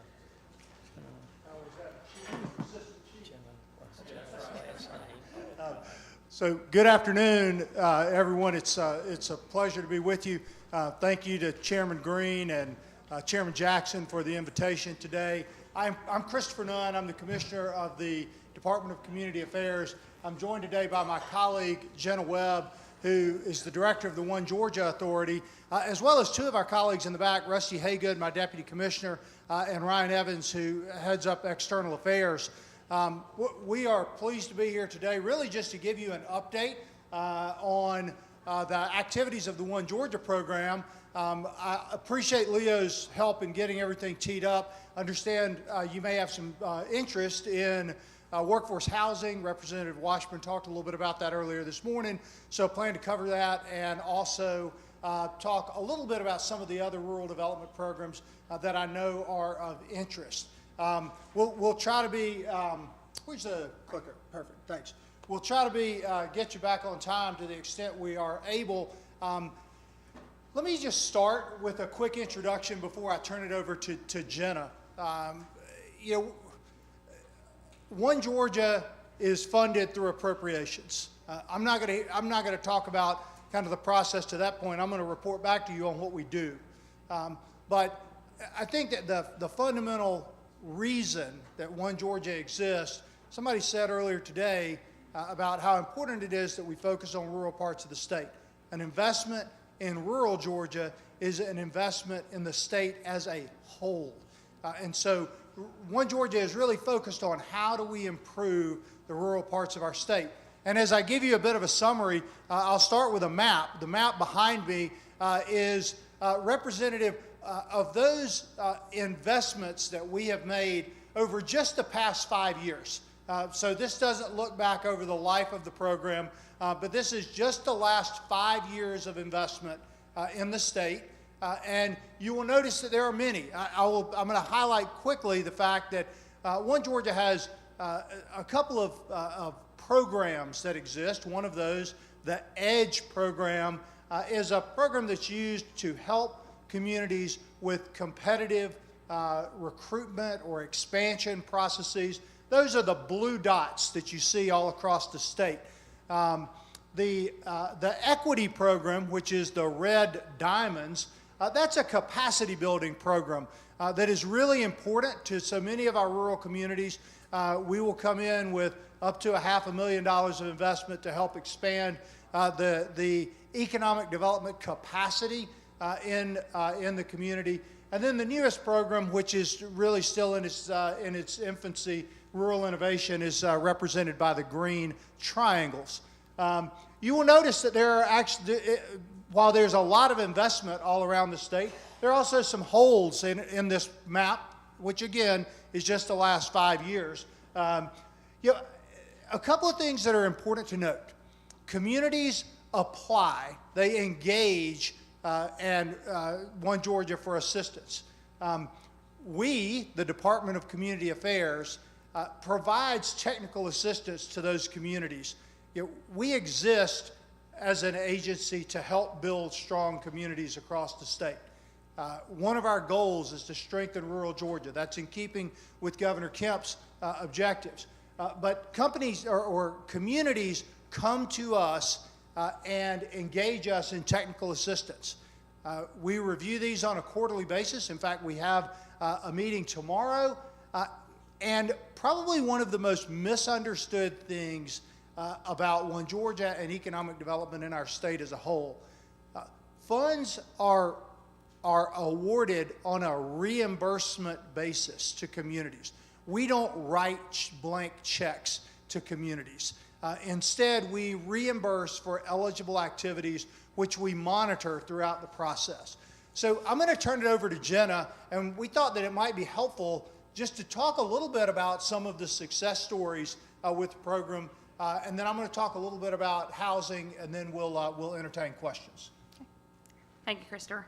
So I'm going to talk a little bit about some of our equity program, our equity projects we like to highlight that we've done over the past couple of years across the state. So as Christopher mentioned, equity is our capacity building program. So these are not necessarily, we've got a project that's landing in your community. It's your community planning for that potential prospect to show up in their community. So it may be helping acquire land for an industrial park, or putting the infrastructure in place in an industrial park so that when a prospect comes to your community is ready. So a couple that we want to highlight is one down in Thomasville, Thomas County, is the Red Hills Business Park. And this one goes all the way back to 2013, when we awarded $500,000 to assist with water and sewer. From 2013 to 2023, over $17 million of investment has been put in infrastructure and developing this park out. As of just this past couple of weeks, there's been 5 major announcements with over 380 jobs and over $88 million of investment in this park. We had a small part in that, but we worked with the local development authority to make that happen. And like I said, that's one of those that sort of is the marathon, right? We've had a couple other quick wins. So about 2 years ago, Evans County, or a year and a half ago, Evans County came to us, their industrial authority, and said, hey, we need a rail spur in our industrial park. We've realized that we've lost out on several prospects because we didn't have this, and we would like for y'all to assist us. So we came in and awarded them $500,000 to assist with their investment, their local investment, to create this rail spur in their industrial park. Well, within a couple of weeks, they had a locally driven project that announced. So that was a very quick one for us. And as we know that in Stevens County, there's a lot of development up in North Georgia, and they have also been focusing on the industrial piece of theirs, and we've assisted them this past year with an equity award for some sanitary sewer improvements into their industrial park. But they've also begun talking about housing in their community, and that's something that Christopher will talk on, that they've actually applied for our new rural workforce housing, because this is something that their economic development professionals have been focusing on, not just the industrial recruitment piece. As we all know, the Hyundai Meta plant, has been announced, but we have been putting a lot of investment over the past 5 or 6 years into the I-16 corridor. Down in Screven County, we've assisted with helping build a speculative building down there, and that is repaid to the state as a $500,000 loan. And just 2 weeks ago, I had a meeting with them. They've got someone who's looking to purchase that building to create jobs in that community. Twiggs County received some infrastructure money. We've done some things down in Emmanuel County a couple of times, but all of these are preparing for that growth that's going to come with the Meta Plan announcement. So now I'll move on to EDGE. As Christopher mentioned, this is what we refer to as our kind of deal closing fund. And these are only used as a recommendation by the Department of Economic Development to the authority board and then voted on from there. So these are the ones you kind of see in the news a little bit more, okay? You don't necessarily see those equity awards in the news as much as you hear these big announcements. But a couple I want to highlight is the first one is down in Bainbridge, and this is Taurus, Taurus Manufacturing located down there. And I'll actually back up a little bit. Years before Taurus decided to come, we assisted them with helping them build a speculative building through equity funds. And because they had that spec building, Taurus said, okay, we'll actually come look at your community. So that's what got Taurus to walk into the community. They did not locate in that spec building, and they decided to build their own plant, but they've had suppliers that have now located in that spec building. That loan has now been repaid to the state.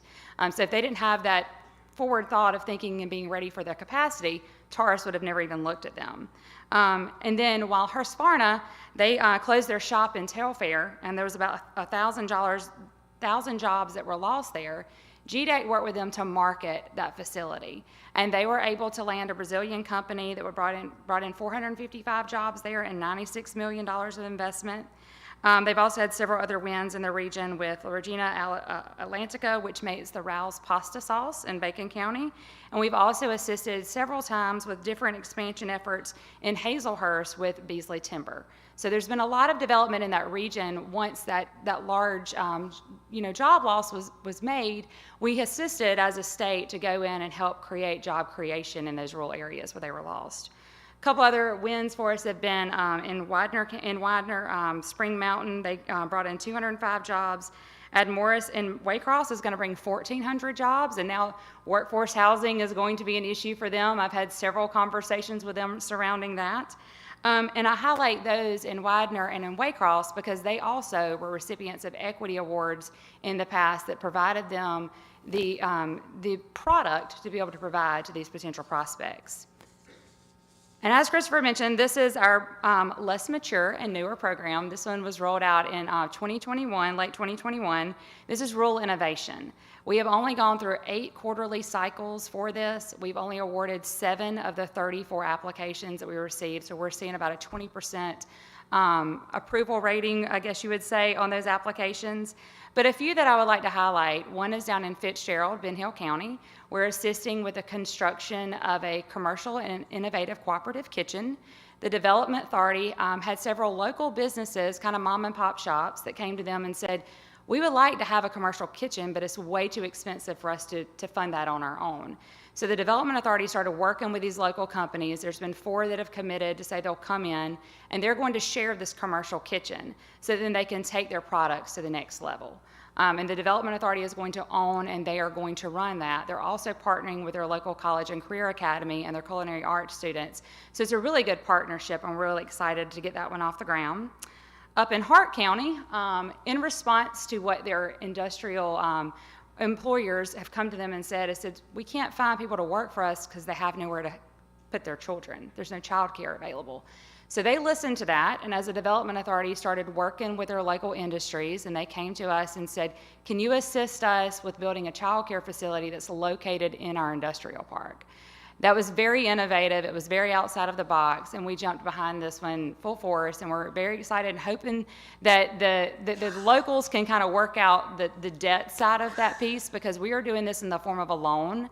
And the reason why is, in case it doesn't get off the ground, the community can still use it as a potential speculative building in their industrial park. So we're trying to see it from both sides of it. They are going to engage with a private facilitator that's going to come in and run the facility for them. The Development Authority is not going to be running the child care facility. So Decal's going to be in there doing that for them. So another exciting was down in St. Mary's. They came together, Camden County and St. Mary's, and they had a blighted airport in their downtown area. And so they came to us and wanted to repurpose that airport, and so they're turning into an industrial park. And we are assisting with some of the infrastructure and site prep funds for that. It's already had about 195 new jobs that have been announced and about 35 that are going to be retained through that one. So those have been some really exciting projects that we've done. What we really focus on with Rural Innovation is we look at it as more of our flexible financing tool. So when a project comes to us and doesn't necessarily fit perfectly into one of our programs molds that we have at DCA, we utilize this Rural Innovation funding to hopefully come in and assist our communities. So before we talk about housing, let me just share a couple of thoughts or observations with you. I mentioned earlier that we engage with communities. Our goal is to help communities to get to yes. So we engage with professional assistance and technical assistance from day one. But as Jenna laid out, some of these awards are made depending on the eligible use as either grants or loans. And that's based on law, that's based on rule, that's based on other criteria. All of those grants are reimbursement based. I repeat that because I do think that that's a misunderstood concept. And so from time to time, we'll have communities that are awarded a grant and immediately are saying, where's our money? Now, if you have engaged with us up front, you fully understand the way this is going to work. But I just want all of you to understand that we are stewards of public funds. For those loans, we underwrite those as a credit team. This would be no different than a USDA loan. We understand this is not cream of crop. Otherwise, you probably would have gone the community lending route. But we also have to underwrite those to be good stewards of public funds. All of these awards are monitored in accordance with their performance agreement. And any of the EDGE awards, those competitive awards, those are subject to clawback provisions. That hopefully doesn't end up in the paper, because those are conversations that we have over the course of that loan or over the course of that award. And if you're not meeting the expectations that are laid out in a contractual agreement, then we'll have a conversation about that and you can repay the state. Again, we steward these funds wisely. A couple of administrative issues, and I think this is fairly consistent with what you have heard from other speakers today. Local leadership capacity is highly correlative with project success. We as a state, I go back to our mission at DCA, to help build strong communities. We don't come in and do that for you. So having good local leaders, Dr. Bridges talked about that earlier today, that is vitally important. Engaging DCA's technical assistance early. I cannot tell you how many projects go sideways because somebody told me that this is how this is going to work, and they don't engage DCA. That's very important.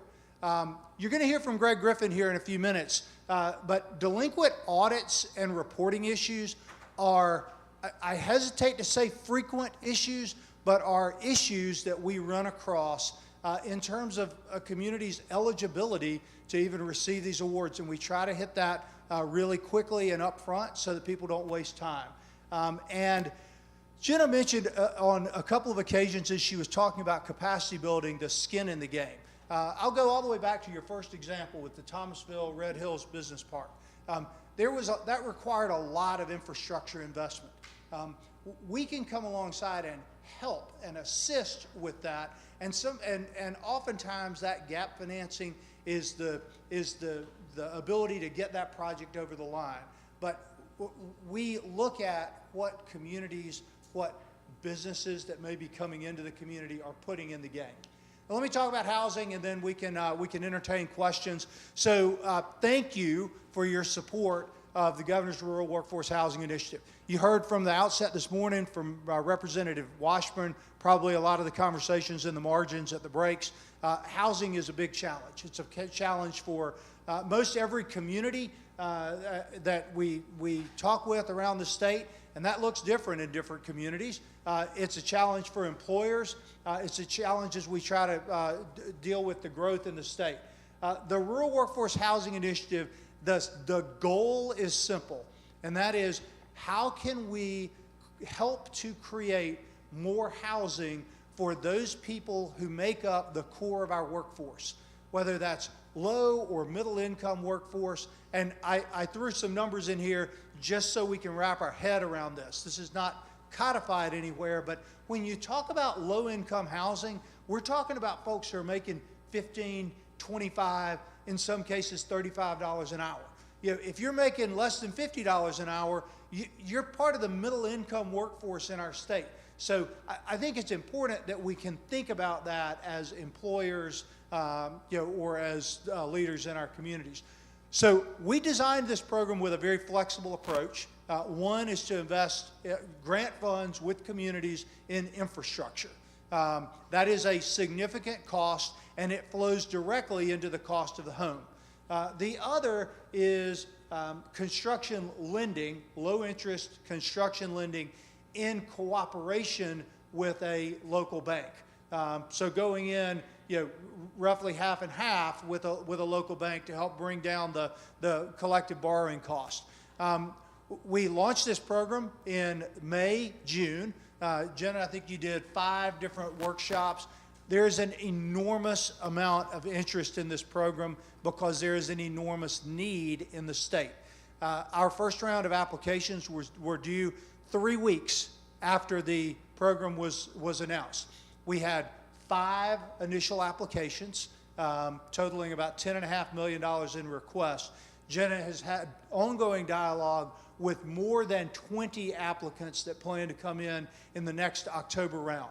I look forward to, in the very near future, announcing some of our initial award recipients pending the review and approval of the authority. This is we believe, a very important and vital program, and one that you should all be very proud of, and I appreciate your support on that. Before I answer questions, I was asked, Leo, thank you for just highlighting, there are a lot of other programs at One Georgia, there are a lot of other programs at DCA that address rural development. Just to highlight a few of those, and one that I don't think we talk about as much, or maybe don't appreciate how it plays into rural development, is the housing tax credit.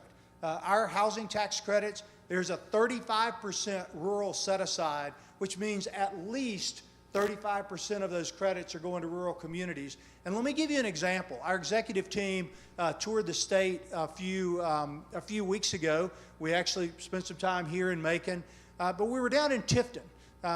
Julie took us around, Mayor Smith took us around, and she took us to an elementary school just south of downtown, and right across the street from that elementary school, we, using CDBG dollars, we as a state, have invested in a community center. That becomes a really vital hub for the school and for the neighborhood. Adjacent to that community center is a new construction 80-unit tax credit development that's providing housing for people in the community. I can't tell you where they all work. Some of them may work at the Coca-Cola distribution plant. Some of them may be work for some of you in the ag sector. Some of them may work downtown. But 80 homes adjacent to a community center. Well, directly across the street, Representative Houston, is a Tifton public housing development. And they said, you know what, this neighborhood is on the way up. We need to reinvest, using their own money in their community. So now the Housing Authority is reinvesting in updating some of their property. There is a disused mobile home park that's on 6.7 acres immediately next door. They've begun to talk about how might we build single-family development for at the $150,000, $180,000 price point to sell into this community. Rising tides lift all boats, and the core of that is the housing tax credit investment.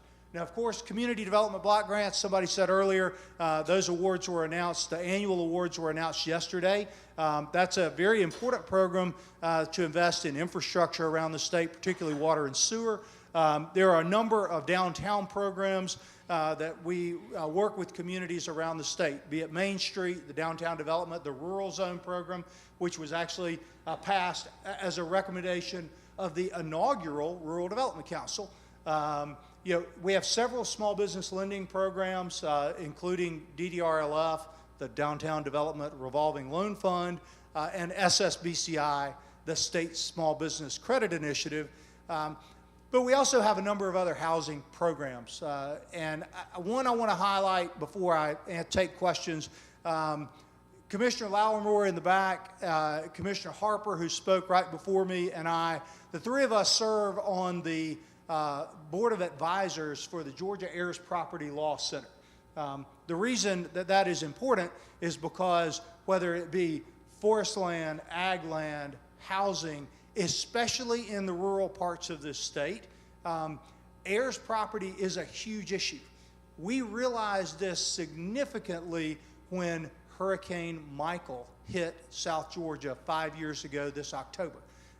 In fact, much of the property that has not been rehabbed 5 years later is because that it is tied up in a very messy title structure. And the Georgia Heirs Property Law Center is working with us and with others to help address some of those heirs property needs. I'm proud to be, Tyler said, the 17th commissioner. We're a newer agency.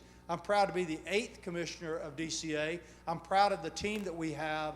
I'm proud of the work that we do, and I'm most appreciative of the support we get from the legislature. So, Mr. Chairman, I'm happy to take any questions on anything we do, One Georgia related or beyond. Thank you, Commissioner, for all the work that you do in the state of Georgia. I think we got one question. Chairman Houston, did you have a question? You mentioned the Georgia Heirs Property Center. Last year they came and wanted some funding. Are you going to propose any funding for him in your budget this year? So we've been working with them. In fact, Commissioner Lallimore and I were talking about that earlier. We've been working with them on multiple fronts. I know they had that conversation. I think that would be a worthwhile endeavor. I'm still working through all of the needs in our budget. So let's have that conversation offline. Okay. Shortly. The next question. I thought it was so good when somebody was talking about, I guess it was Taliaferro County and getting 50 employees. So many of these real small counties would just appreciate a small, 50 and 100. We can't always have 1,500 people working because we don't have the labor force. I don't know where we're going to get the labor force for some of them we have right now. But it would mean so much. Is there anything that could help us and we could really focus on small family sort of things? I know my town in Berrien County, we've got a lot of things going, but it's all local people that have just expanded with existing industries. Right. And a lot of family things. Right. So I could spend a lot of time delving into that question. Let me hit on maybe 3 key things. First, you talked about the size of some of these announcements. And Pat Wilson and I have talked, if you rewind the clock, 3 years, 1,000 job prospect was, nearly unheard of. The examples that Jenna included up here, for example, Taurus down in Bainbridge, that's 300 jobs that include a headquarters of a Brazilian company in Bainbridge, Georgia. Yeah, So I those was are just good talking, do you have jobs. any little things for little people? Well, So I think that, For little people. so I think that the first thing is recognizing Little those. Georgians, not Brazilians, little Georgians. I mean, So I think the first thing is recognizing that most of those are not, enormous, but they are significant in rural areas. The second piece is the job tax credit. Bainbridge also had another company recently that just had a, I think that was maybe 180 or 200 yeah, jobs. but I mean, that they're- was all local. That's No, right. That was all local. That's right. Well, so was the tourists. I mean, the state came in behind the locals. I mean, that's the advantage of these One Georgia investments is we're investing in locally driven economic development so that these communities can go out and market themselves. But then you ask about kind of, let's work our way down. Yeah. The job tax credits are important incentives to existing jobs. And, okay? And they are very that's one important. reason we've got to look at the job tax credits tier system. You and I, you had a hearing on that, and we talked a lot about it, and I look forward to working with you Yeah. on that. So that's an important tool. I mentioned the State Small Business Credit Initiative. That is a lending program, companion to the downtown development. Those are lending programs for small business, and those tend to be downtown operators that might also have taken advantage yeah. of the rural zone. And that is something Rural. that you and I worked together on in 2017. So I think that there are a number of programs for all size business. Now, last thing, when you think about the 300 jobs, which is enormous It for really a is. community of 20,000 people, right? You have to remember that that represents payroll that is coming into a community. So that also benefits, that recirculated payroll that works through your community, that benefits the American in downtown Bainbridge. That benefits the local vet.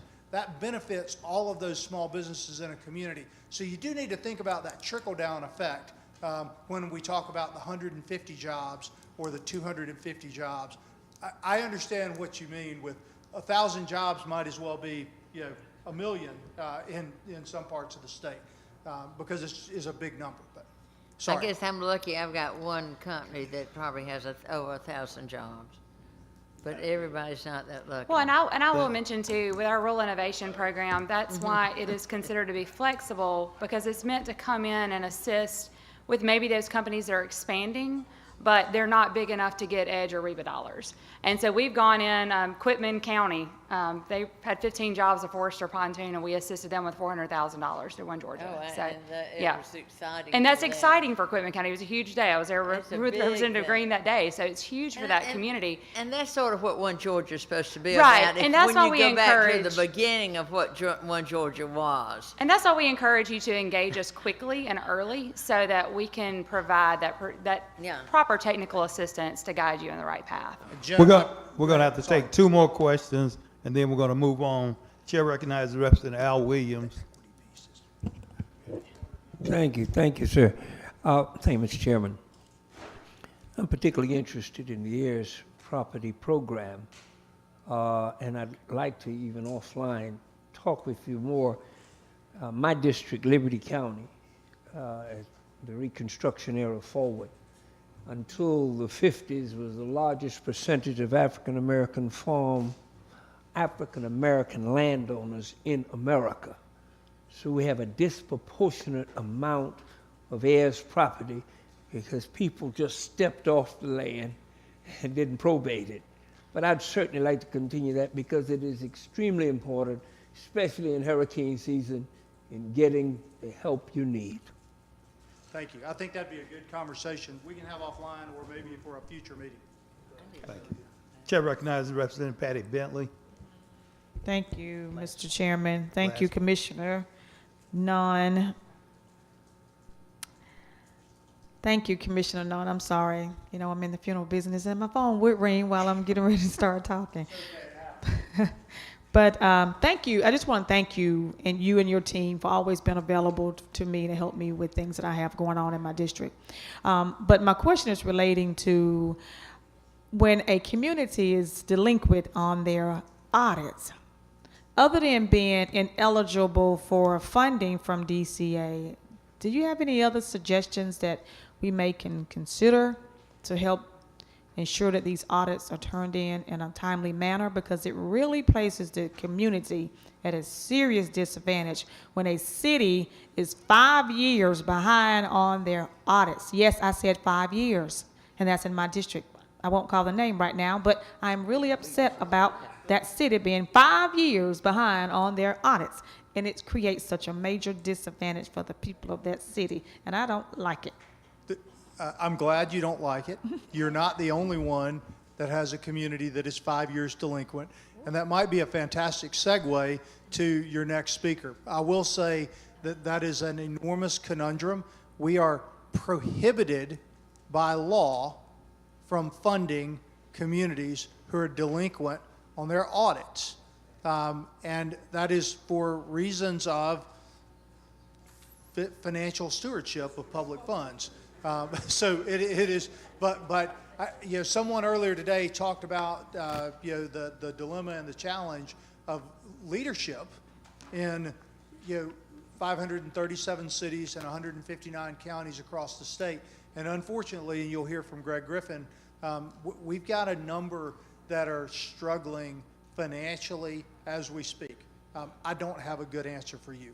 And there's not a federal solution to this either. We try to work on all fronts. We work with our federal colleagues to try to engage them, but nobody's going to put money into a community that hasn't demonstrated fiscal stewardship. And one thing people have got to remember, that so much of Christopher's money is federal money and not state money, and they really have to go strictly by the federal rules and be responsible for this money. That's right. Good point. And thank you, Commissioner. If I could add one thing, because Jenna did remind me, I talked a lot about EDGE, but most of those projects that result from our equity funding, and I could think about 9 or 10 or 12 different small business parks that we've developed around the state. It's what you're describing earlier, and I just got focused on one program versus the other. So, thank you. Thank you, Commissioner.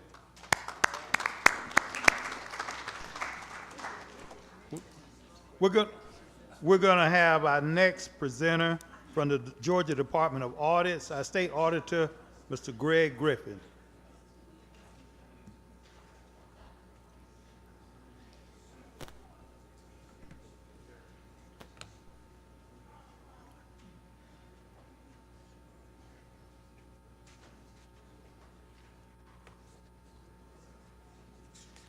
All right, I will also try to get you back on schedule as well. So good afternoon, Mr. Chairman or chairmans, members of the council. I am Greg Griffin. I am the state auditor.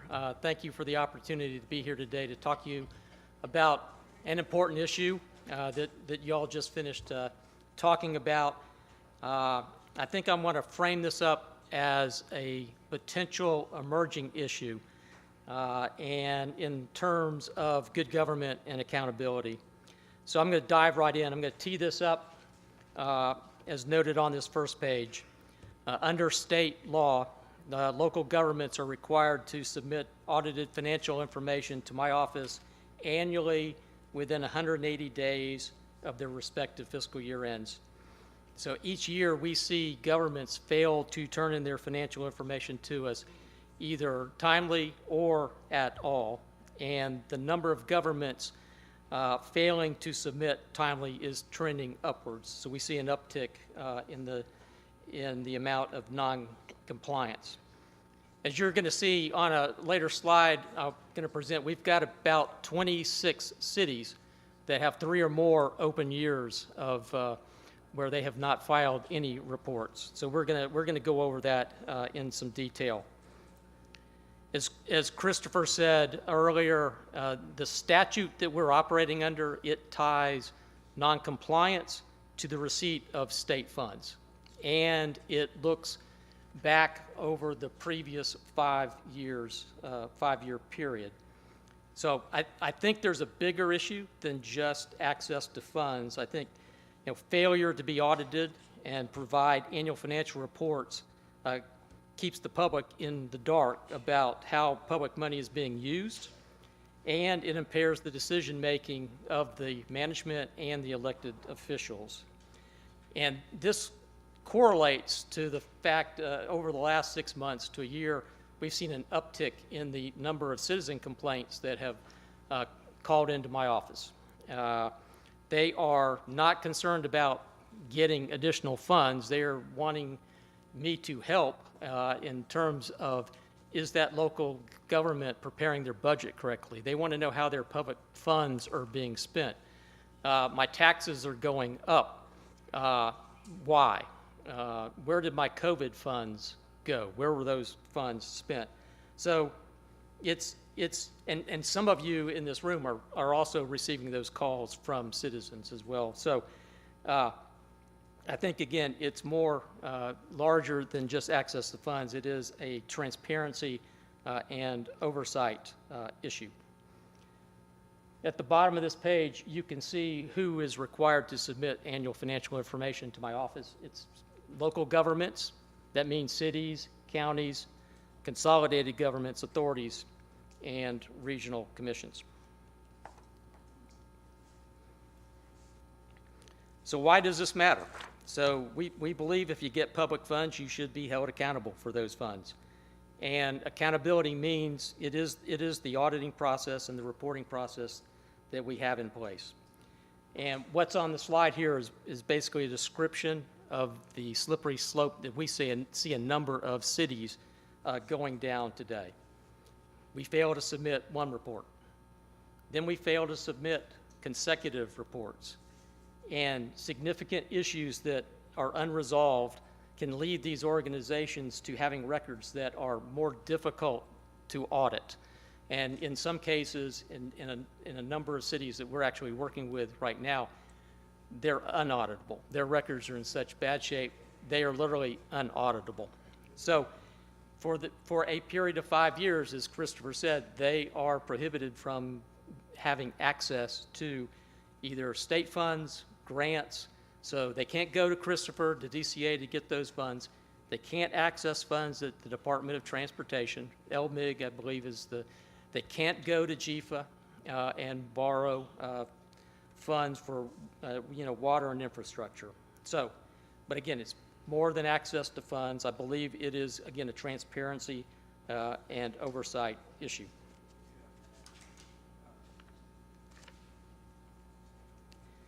So on this slide, yep, here we go. So I've got an interactive page here. So this is the filing status of cities.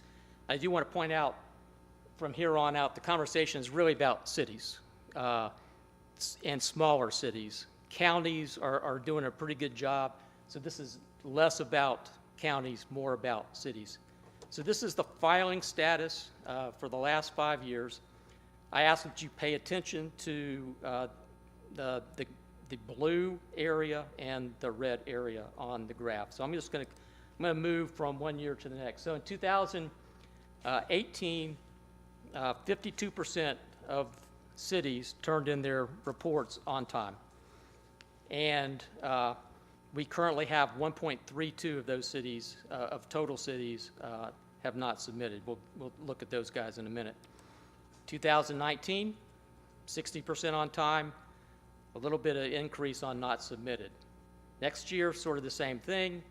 We've got 60% on time, a little bit of increase here, up to 5.27% on those cities that have not submitted.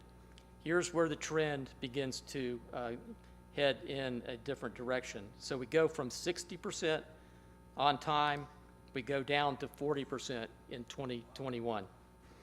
All right, and we now have 9.43% of cities that have not submitted reports. In 2022, the most recent year we have, that 40% goes down to 32%. And right now, we have 41% of all cities have not reported for 2022. Now, over time, some of these, the group that's in the non-submitted category, they will turn in reports. They'll just be late. They're not timely. But they usually take a couple of years to work through that process. But I think the key thing here is we've gone from 60% on time down to 32%. So,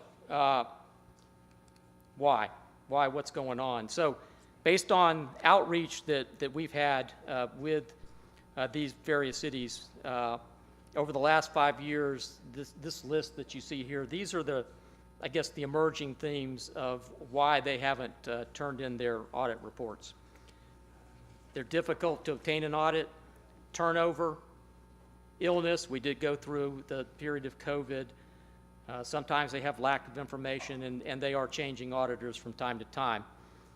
I do think this turnover issue is going to be a larger issue in the years to come, given the shortage of accountants and financial graduates that you hear in the public. So I do think that issue is going to loom a little larger in the future.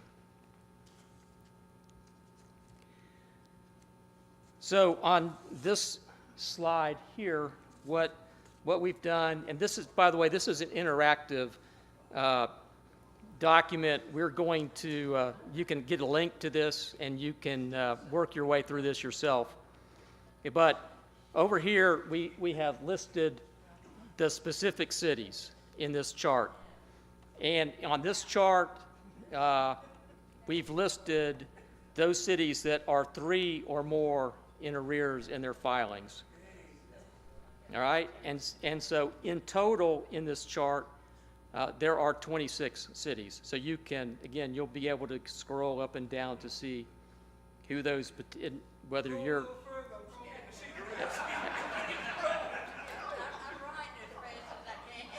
Oh, we can give you a PDF, and you can have access to this software. You got it.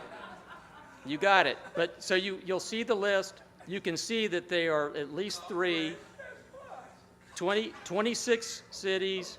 They represent 5% of all cities. And in this chart, there are 7 cities that have not reported for all 5 years that you can see here. Now, many of these 7 cities haven't reported since 2014. So they haven't reported for more than 5 years. We just dropped them off after 5 years because that's what the statute focuses in on. So again, this group here, 3 or more, where they have not filed, we've labeled this group at risk. That's not an official term. We've labeled them at risk. The further you go away from the current period, the harder it is to audit those entities and their records. So on this list, we've labeled these the endangered group. So these are our cities that haven't filed for 2 or more years, or 1 or 2 years. In this group, again, you will be able to scroll down and find your city. All right? And again, you'll have access to this piece of software. There are 192 cities on this list. They represent 36% of the Georgia cities, and a total of 217 reports that haven't been filed over the last 5 years.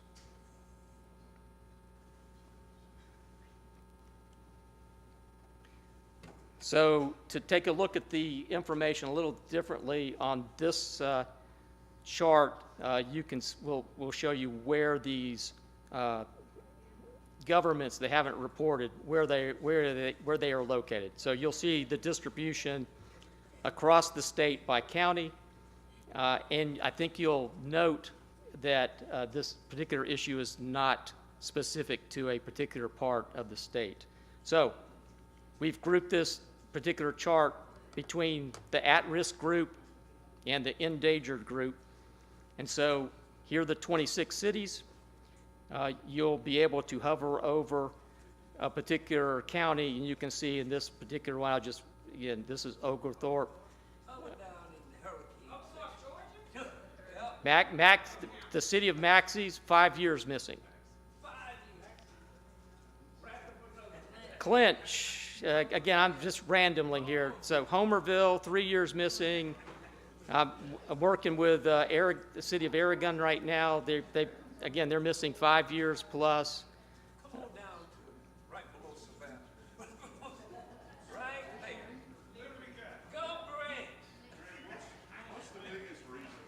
Pardon me?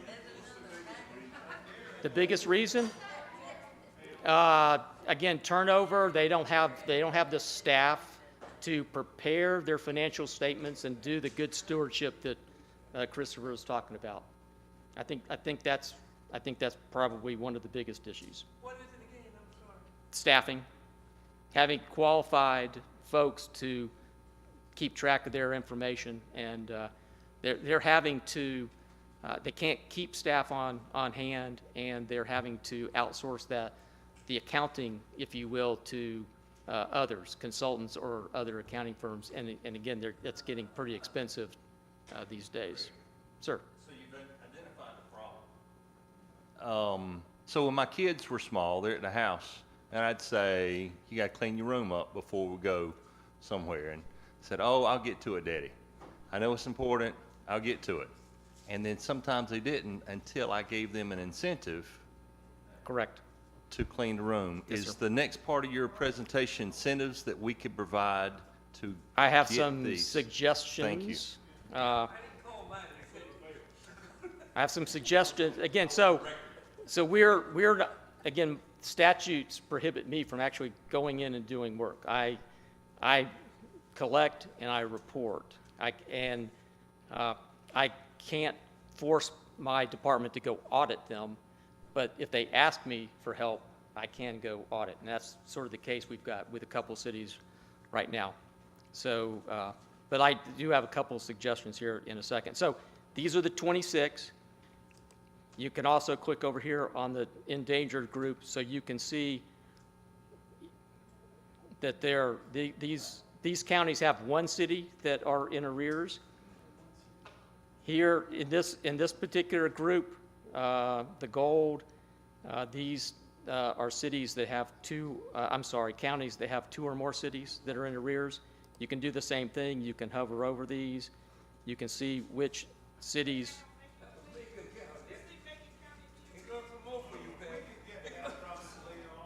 Yep, I will send this to you. Again, we'll get this link to you.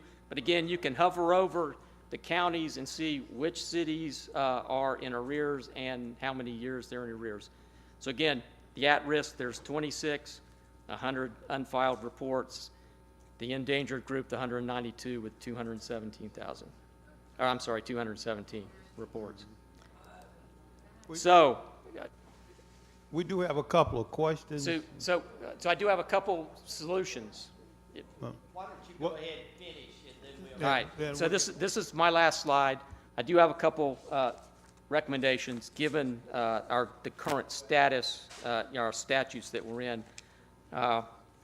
Before I do that, just to frame this up with an overall perspective, I do want to say most local governments are accountable. They are being audited, and they are providing financial information to our office.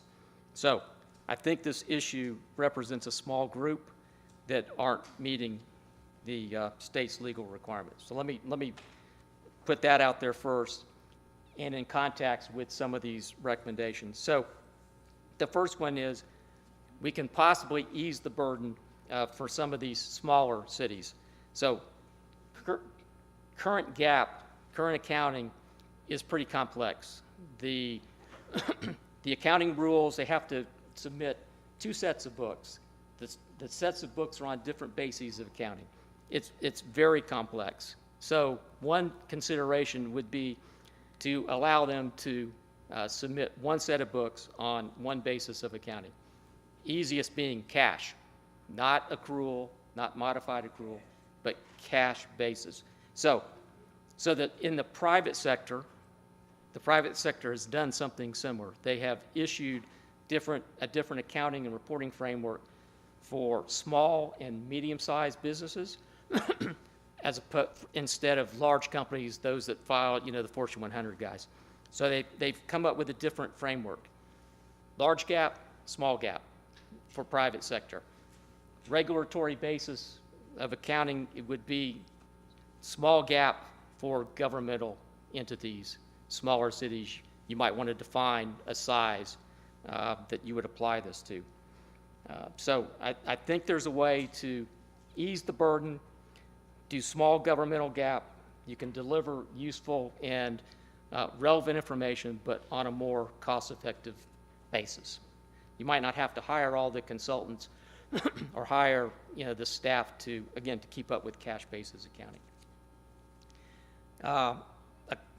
The next item on the list here is let's not let these guys get into this situation to begin with and not have to, address the issue. Let's create an early warning system that helps identify folks and where they're going so that we can prevent them from getting into the situation to begin with. So we've done something similar in my office. We've created an early warning, a financial dashboard, if you will, for the local school boards.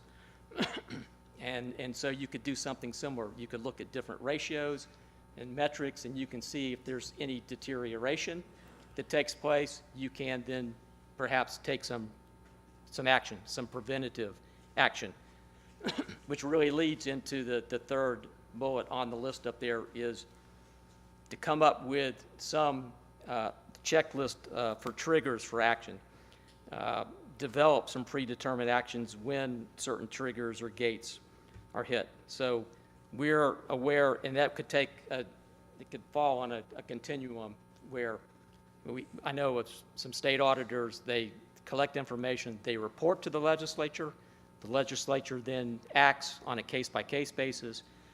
On another scenario at the other end of the continuum, the state auditor tracks, they have an early warning system, they actually go in and do remediation and rehabilitation, again, at various points. So you're taking action before it gets to the point where their records become unauditable. So those are my suggestions for you to think about as again. Well, you have certainly hit on something that's very important for the members here. But thank you. Go ahead and hit the Okay, we question. got a couple of questions. Representative Al Williams, then Representative Lynn Smith. Let me ask you, sir. I've seen it, and it's interesting. What a great case has been made here for less cities. But if you don't have staff to run a city, you shouldn't have a city. And we do know that cities serve at the pleasure of the legislature in Georgia. We used to pull charters for speed traps. It has happened at Mountain View near airport. And I looked at Darien up there. I can drive to Darien right now, and there'll be 5 or 6 Darien police cars on the interstate writing tickets. I mean, right down the line. I don't know what happens in the city of Darien because all the people work the interstate. And my thing is, the legislature should come forth. Here's the deal. If you're late, you get fined and put on the list.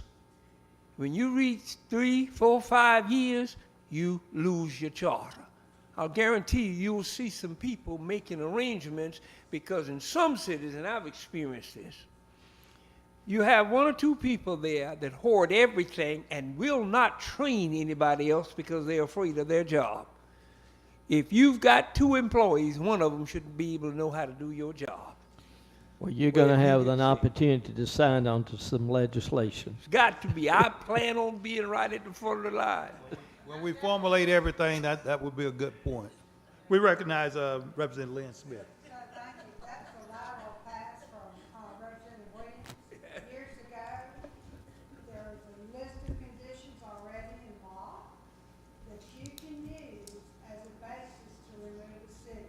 I did that with another legislative senator, and we removed the city from the books because a criminal element had settled in there.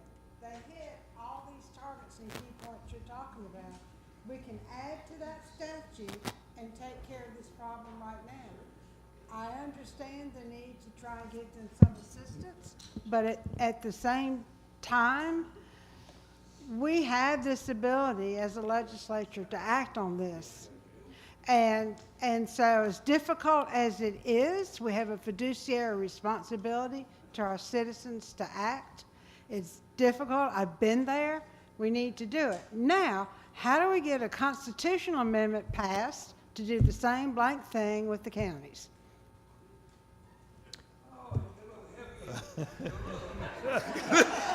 I'm going for a touchdown here. I got the ball. I'm running. The chair recognizes Representative Bill Yetter. So what we miss in all of our conversations is that as we are charged with fiduciary responsibilities for the citizens of the state, as difficult as it is to make some of these decisions, you've given us a lot of information. If this isn't a broken window to let you know which house to live in, I don't know what is. Thank you. Bill.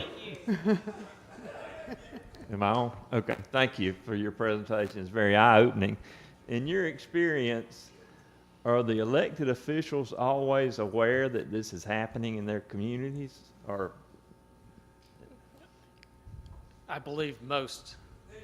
I think they You think know. so? Most of them know. They should Okay. be. They should be.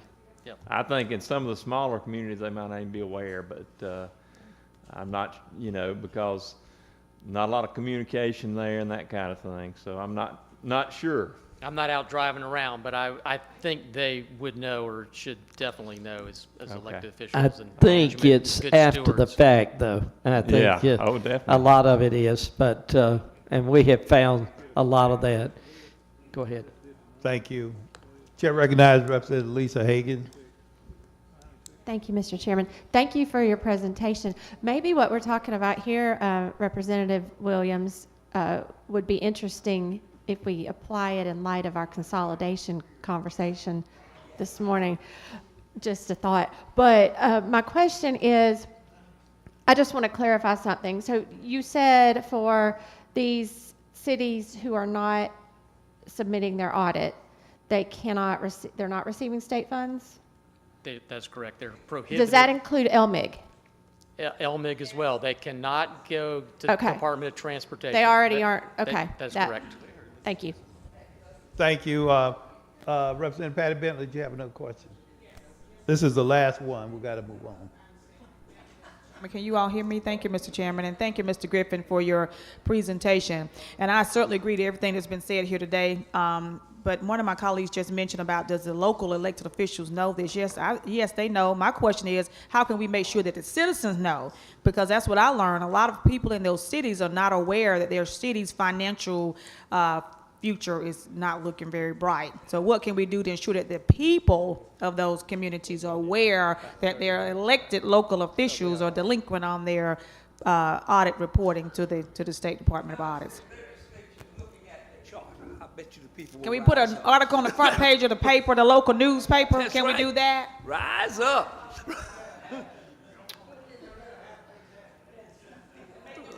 Let's make sure that it's directed to the speaker. Question. Yes, I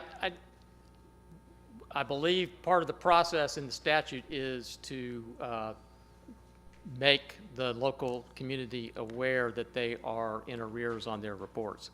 I need to go back and see, to what extent we're doing that. We may have stopped that 10 years ago or so, but I believe the possibility is there should be some notice being put into local newspapers and things. So I will go back and see about that. Thank you, Mr. Griffin. You've really opened our eyes here to some issues, and we're going to be depending on you and Legislative Council to look at some of the possibilities that you can guide us on for coming legislation. Thank you very much. Thanks for having me. Thank you.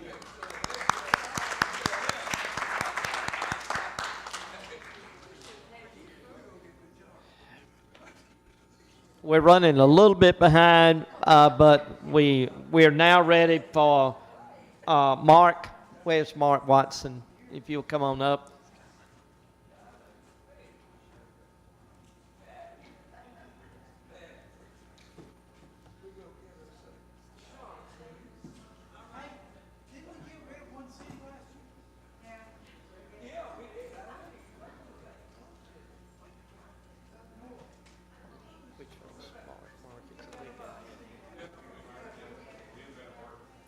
Thank y'all for being here, and anytime that you're ready to start, please proceed.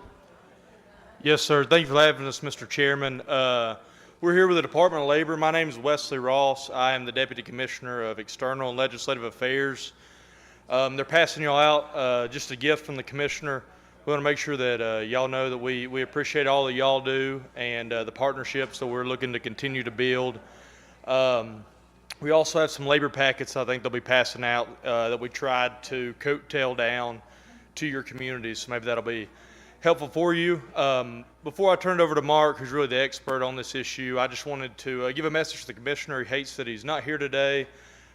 He appreciates the work that y'all do, you know, serving in the other side for several years, and as we work to continue to fix this agency and the problems that we saw over the past several years, we just appreciate the partnership. We're trying to change it around and look, feel, and be different. And if the Commissioner's here, I know he'll give you a lot of examples of that. And we look forward during the legislative session to come to y'all and show you some of the big changes that we have made. So with that, I'm going to turn over to Mark Watson, who is the Director of our Labor Market Information, and can get into some of the details about rural Georgia. Thank y'all for having us. Good afternoon, and thank you, Chairman Green and Jackson, for having us. And on top of what Wesley just said, I'm a 32-year employee of the Labor Department, 28 years in labor market information, and 12 as a director. And in these first 7 months, I really appreciate the efforts of Commissioner Bruce Thompson coming in and doing all he's done. We look forward to the next few years, really making some changes and doing some good for the state of Georgia.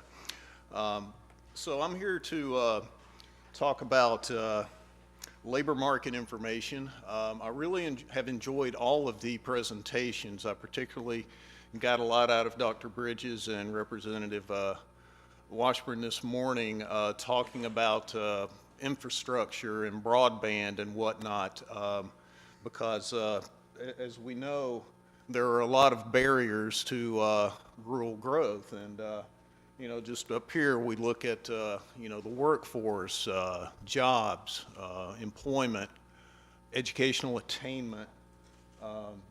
Healthcare is a big important issue. Having a trained workforce, so everything that's listed up there, everything that we want to discuss today, I'm going to focus on a certain element of the state, and the data will show why. But I am going to look at some economic barriers that include poverty rates, personal income, literacy, and educational attainment. And then we're going to look into some industry growth and some potential for growth, and we're going to look at things like trade programs, education, on-the-job training, and career pathways, all important topics to discuss.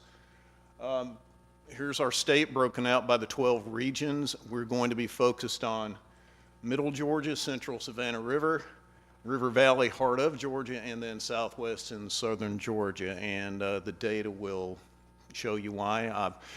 I will say that when I was first, we had our phone call back a while back talking about this. The first thing I did was research your committee and found the data that the Terry Business College has put out. So I wanted to not replicate that. I wanted to point to something a little different. I hope I've done that. Although I will be looking at some of those data points, but kind of updating them, looking at a 3-year stretch and then an over-the-year stretch in some of these numbers. So with that, we'll get started. Right here, we take a look at, this is the population and labor force percent change over a 3-year period, annual data from 2019 to 2022. And I know y'all are back far from the graph here. So the far left side is just Georgia as a whole, and then we start at northwest Georgia, work our way all the way down to northeast Georgia, hit middle Georgia, back to River Valley, heart of, and then the southern portion of the state, and then coastal at the end. So when you look at the population and labor force change, obviously, I mean, in northeast and middle Georgia, we see some population growth, but we're seeing the labor force decline. And then Central Savannah River and River Valley declines in both, and then not a lot of action either way down in the southern portion of the state. Similarly, we're going to look at average monthly employment. You see the same thing. When you get to middle Georgia, all the way down to southern Georgia, you see a decline in the average monthly employment. So that's troubling. And it's not something that's unfamiliar to me. I mentioned I've been in labor market information for 28 years, and I've looked at this data before, and so it wasn't surprising, but when you do your research and look at it, it's troubling. But nonetheless, what I did want to do as well is point out some positives, and I took some of the same data points and I looked at over the year, July 22 to July 23. And as you can see, it paints a bit of a different picture. Here we're looking at the labor force and the number of employed together. And well, what do you know? River Valley over the last year has had the biggest growth in both, with middle Georgia doing pretty well, right there with northeast Georgia. We were talking about northeast Georgia earlier. I mean, that area has really grown in the last 10 years. I live up in Forsyth County, and I've seen the Georgia Mountain area grow, but I've really been looking at northeast Georgia here over the last 2 or 3 years. So you can see we still, have small numbers or declining numbers in the southern part of the state. But I did just want to show that, okay, we looked at a 3-year period, but over the last 12 months, we've seen some improvement. So we showed some employment growth. So where is that growth? So starting to the left, we have middle Georgia, central Savannah, River, heart of, southern, or southwest and southern. And I just looked at the sectors where we had the most growth. And you see growth in healthcare, finance and insurance, accommodation and food services, construction, wholesale trade. We've got some finance and insurance, some manufacturing. What I found interesting, and we're going to talk about this, in southwest Georgia, there was growth in professional, scientific, and technical services. And I'm going to focus on that a little bit as we move forward. So there's where the job growth has been. And again, this is net change over a 3-year period for these 6 areas that we're focusing on. So let's talk about some of these economic barriers that I mentioned at the onset. The poverty rate in Georgia is 14%. And as you see by the data, we have 66 counties with a poverty rate of 20% or more. And I think it's 25 that are 25% or more. And 88% of those that are 20% or more are in the 6 regions. And those that are 25% or higher, every one of those counties are in these 6 regions. And it's very similar when you look at the personal income. It's the exact same thing.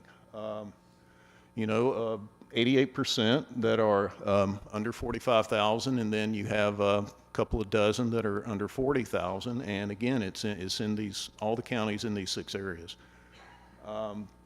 So moving on from that, we're going to look at literacy rates. And I want to explain this just a little bit. Literacy rate, the PIAAC program, is a study of measuring and comparing adult basic skills in literacy, numeracy, and digital problem solving.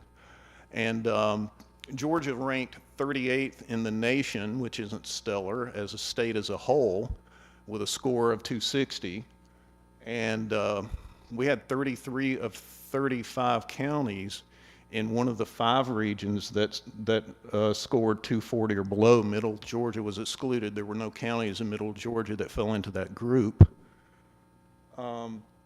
And if you look at education, educational attainment, post-secondary education in the metro area, 35% of the labor force between the ages of 18 and 65 have attained a bachelor degree or higher.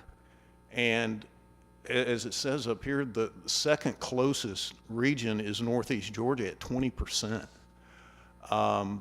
And every other region, with exception to the Atlanta regional area, have more high school graduates than they do Bachelor of Science graduates.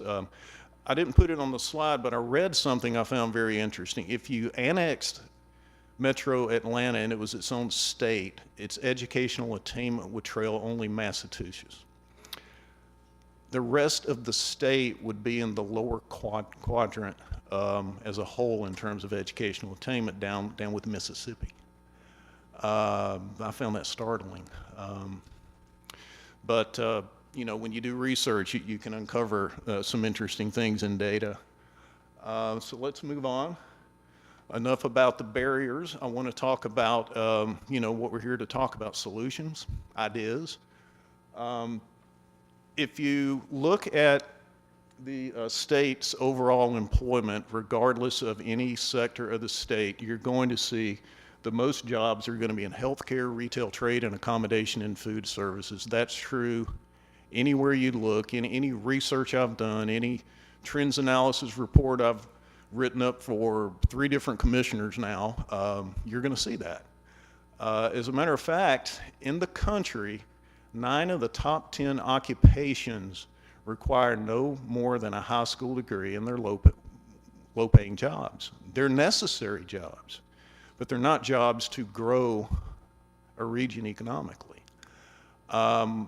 When I was really reaching for something different to talk about, this is what I came up with. I noticed that the Atlanta metropolitan area similarly has these same occupations. Again, you need them everywhere you go, everywhere you look. But where Metro Atlanta really is very different from the southern region of the state is robust job growth and job numbers as a whole in the professional, scientific, and technical sector. So I probably redid this presentation 4 or 5 times, and I'm like, no, this isn't really telling anything new, but this just popped out at me, so I decided to go with it. So I've got listed here, and again, I don't know if you can see it, but you know, professional and scientific and technical jobs include accounting and bookkeeping, tax prep, payroll, architecture and engineering, specialized design, computer systems, technical management and scientific consulting, research and development, and such. So these are jobs that require high educational attainment. They require, of course, jobs to be available, and you know, to pursue a job in this field, you need opportunities. So education is important. I'm thankful for mine. I love working with numbers. I feel very fortunate to have had the career I've had. At the same token, I've got friends. I've got nephews who didn't necessarily, you know, want to go down the educational pathway, and you know, there's an outlet for them too. And well, I'm getting one slide ahead of myself. I'll talk about that, or have I skipped? No. Sorry. I did want, this is important, I wanted to talk about this. So in all, Georgia has about 48,000 establishments and 320,000 employment in professional, scientific, and technical services. The Atlanta Regional Commission accounts for basically 60% of the establishments and 70% of the employment. If you take the remaining northern regions and add coastal, and of course take out Atlanta, they account for like 22 and 32%. So for the 6 regions of focus here today, that leaves 9% of the establishments and 9% of employment. I mentioned earlier that Southwest Georgia over that 3-year period showed a growth of 5% in professional, scientific, and technical service jobs. The other 5 regions, the growth was either flat in 2 of them, and in 3 there was actually decline over that 3-year period.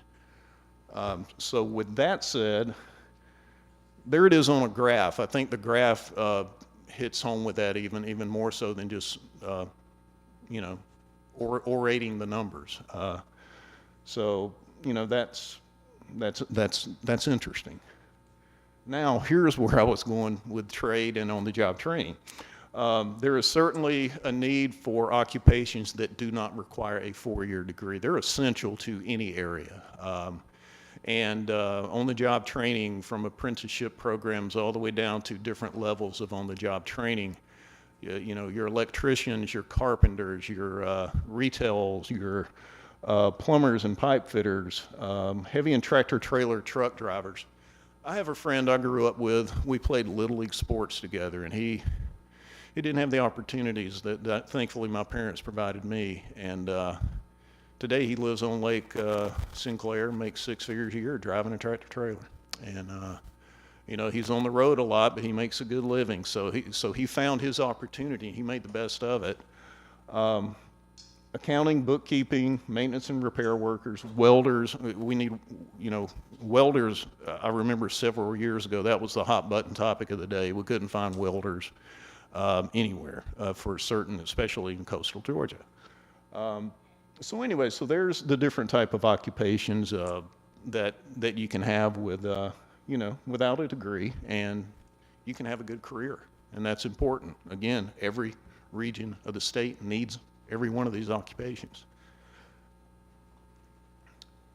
So just to close out here, broadband was mentioned earlier, and I really like to look at different websites for research. So the Department of Community Affairs has real good information on the broadband growth in our state since the inception of this program in 2018, and there has been a lot of growth and a lot of good things done with this program. At the same time, if you look at there's a map of the state.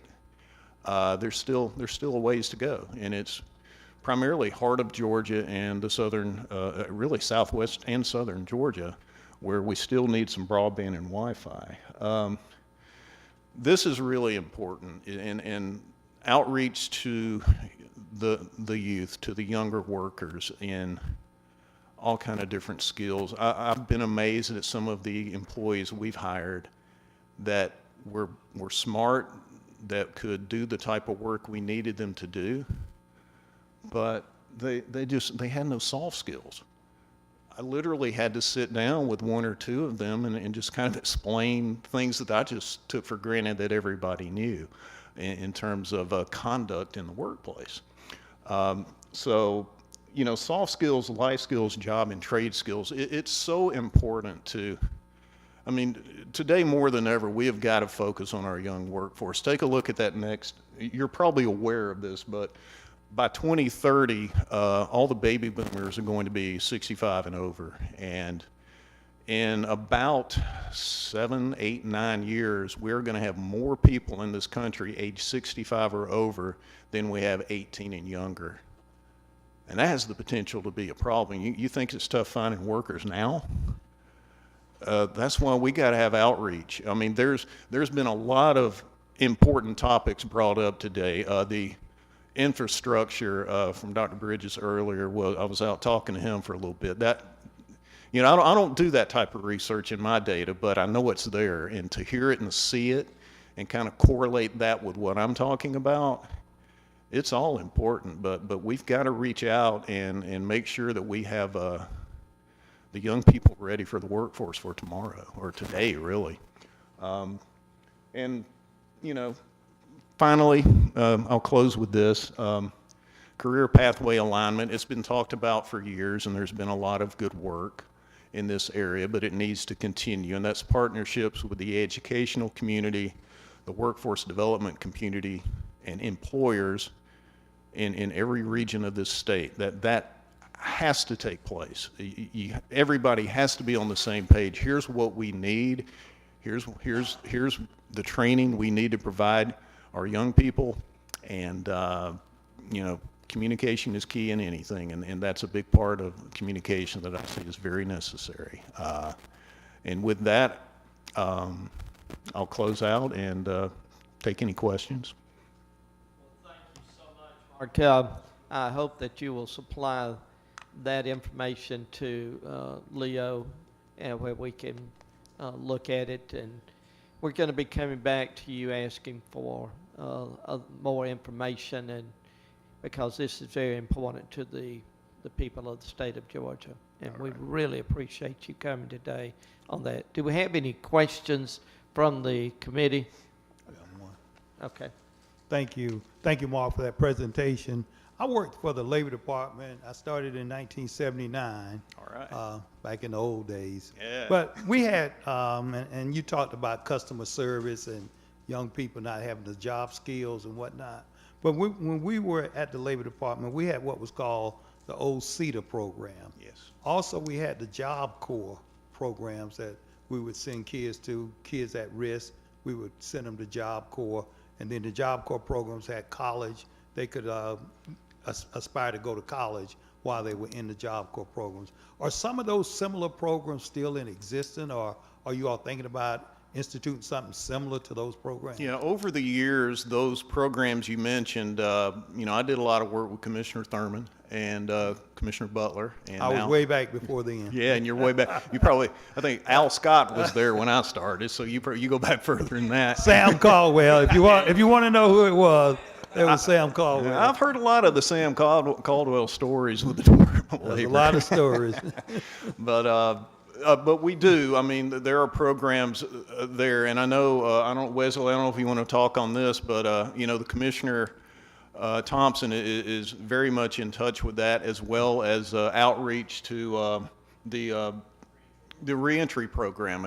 That's something that he's really passionate about. And, hey, you know what? When you're struggling to find workers to fill your workforce, and you got people who have, whatever they've done, they've paid their debt, and they've shown that they're ready to come out and make a life for themselves, there's a group that can be tapped into as well. So thank you.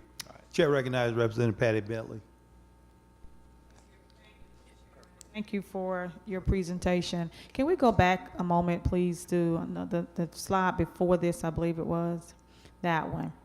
I noticed the list of programs you have listed here, which are really good. We definitely need electricians, plumbers, and all of those. But I'm just curious. This is a serious question.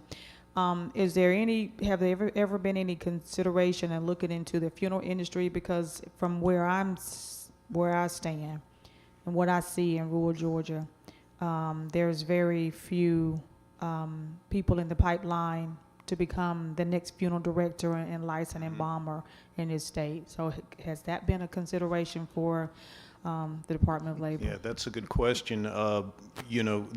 This information here, just to be brief with it, we produce a poster really for high schools. Okay. And we do STEM jobs, hot careers, and then we recently created on-the-job training. So I pulled this data directly from that. So what this represents as a state as a whole is jobs that have higher than the average wages, higher growth rate than typical, and whatnot. So to drill down, like to your area specifically and to that occupation, there's a plethora of occupations on that poster, and that might very well be on there. But we try to, we have 860 some odd occupations, and we project every single occupation that we have. So the data are there. We take a look at everything, and we break that data out by, I think, as granular as we get with those short and long-term occupational trends is down to the local workforce development area. So it's there. So thank you for that question. And lastly, if I just a comment, Mr. Chairman, if I may, right quick, and thank you for your response. And as when I look at the word apprenticeship, colleagues, I think we could probably address this issue if we consider decreasing the number of hours of apprenticeship to become a licensed funeral director in the state of Georgia, which is over 3,000. And I understand to be a nurse, I think it's less than 3,000. So that's just some food for thought for right now. That's an interesting point. Chair recognizes Representative Clay Kirkle. Thank you, Mr. Chair, but in light of my fondness for Dr. Lattimore, who comes next, I know Representative Bentley wasn't thinking about giving him enough time to make his presentation. I'd like to make mine offline. Okay. Thank you. All right.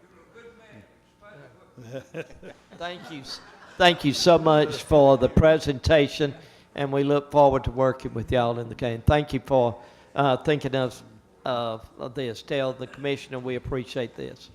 Thanks so much. Our next speaker, I'm going to let Representative Patty Bentley introduce him.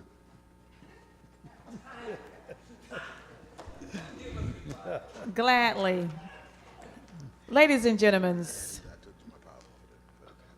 friends of Fort Valley State University, I present to you none other than Dr. Mark Lattimore from the College of Agriculture on the beautiful campus of the Fort Valley State University. I ask that you please direct your attention to the front of the room so we can listen very carefully of all the good things that Dr. Lattimore is going to share with us about all of the agriculture programs at the Fort Valley State University, which is one of 2 land-grant institutions in the state of Georgia.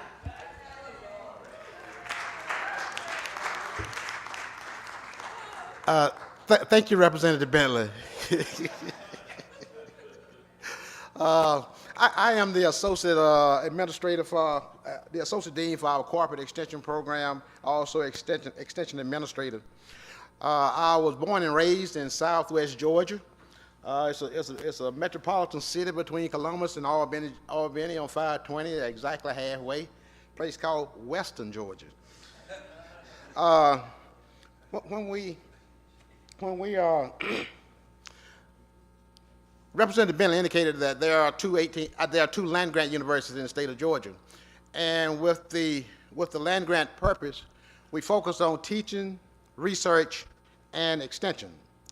So at Fort Valley State University, when we look at teaching, I'll just highlight just a few things that we are engaged in under the teaching program. Our student enrollment, like most of the schools in the system, this fall is looking good. They're up. So we're very pleased about that, especially compared to last year. We have an organization called MANARS, Minorities in Agriculture, Natural Resources, and Related Sciences. And through this program, we provide leadership opportunities as well as mentorship opportunities for our undergraduate students primarily. Academic Forum is another college organization that we use to provide leadership training. This year we had for the first time a meat judging contest for the animal science. They went out to Colorado back here earlier, and for the first time, and they placed. So we're very excited about their accomplishments. Agriculture Future of America, student research across the country, student abroad, internship. These are opportunities that we use in order to afford our students growth opportunities. We was talking, Mark was talking about the soft skills. Several years ago, the technical college, the local industry education group as well, we was part of a survey, and in that survey, one of the things that really stood out was the need for soft skills in our students.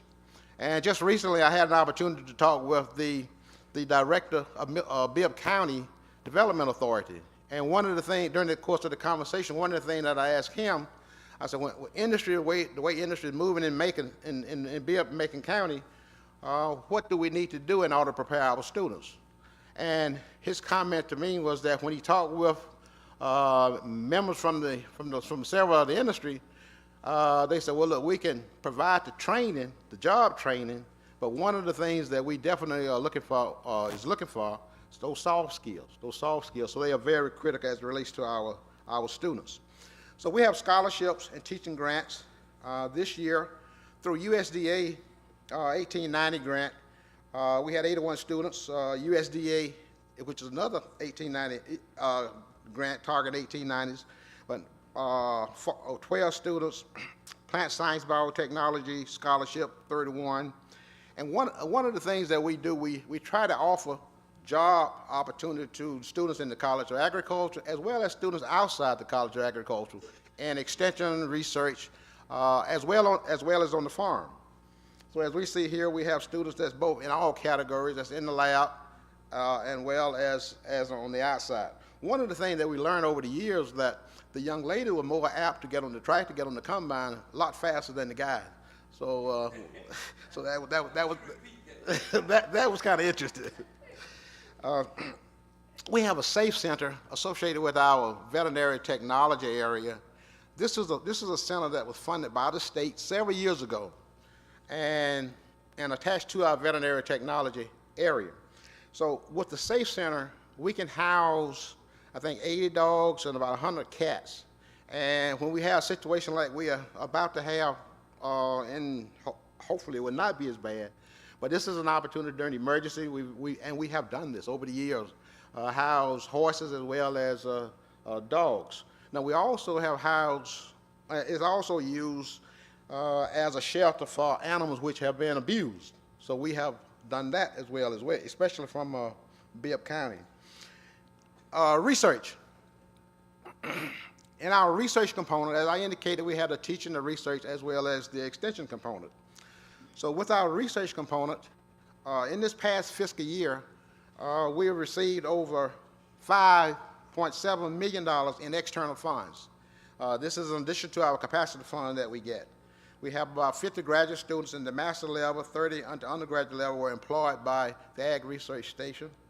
Over 70 publications and conference papers were done by our research components. And we have a strong collaborative network. Many of you might be familiar, or if not, we have a meat processing facility. In the meat processing facility, we process goats, we process sheep, we process goats, we process sheep, beef cattle, as well as hogs. We do not process deer. No deer. So this is just a shot of some of the goats that we have, sheep that we have.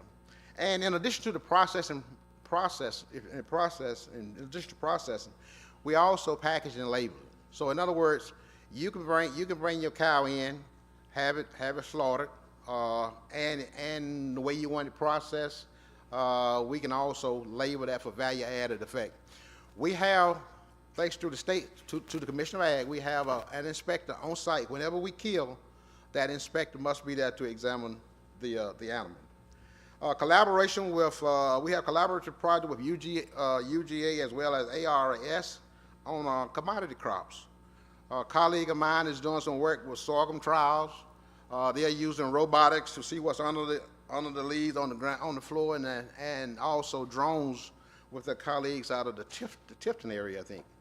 So that is going well. A few years ago, well, a couple years ago, we collaborated with USD, ARS, and UGA in aflatoxin contamination study in peanuts. This is one that has really taken off and shows a lot of interest with the peanut commissioner.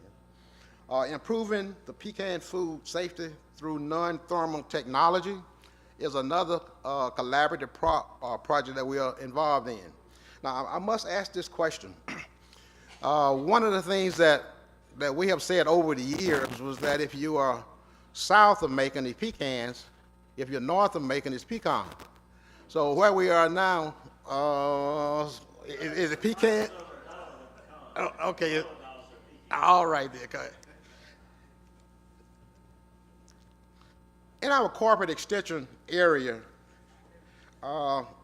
we see a lot of opportunities in the rural community, and in our corporate extension for this year, we received external funding over 4.3 million, and we are actively involved with ECOP, Extension Committee on Policies, through APLU on farm bill matters.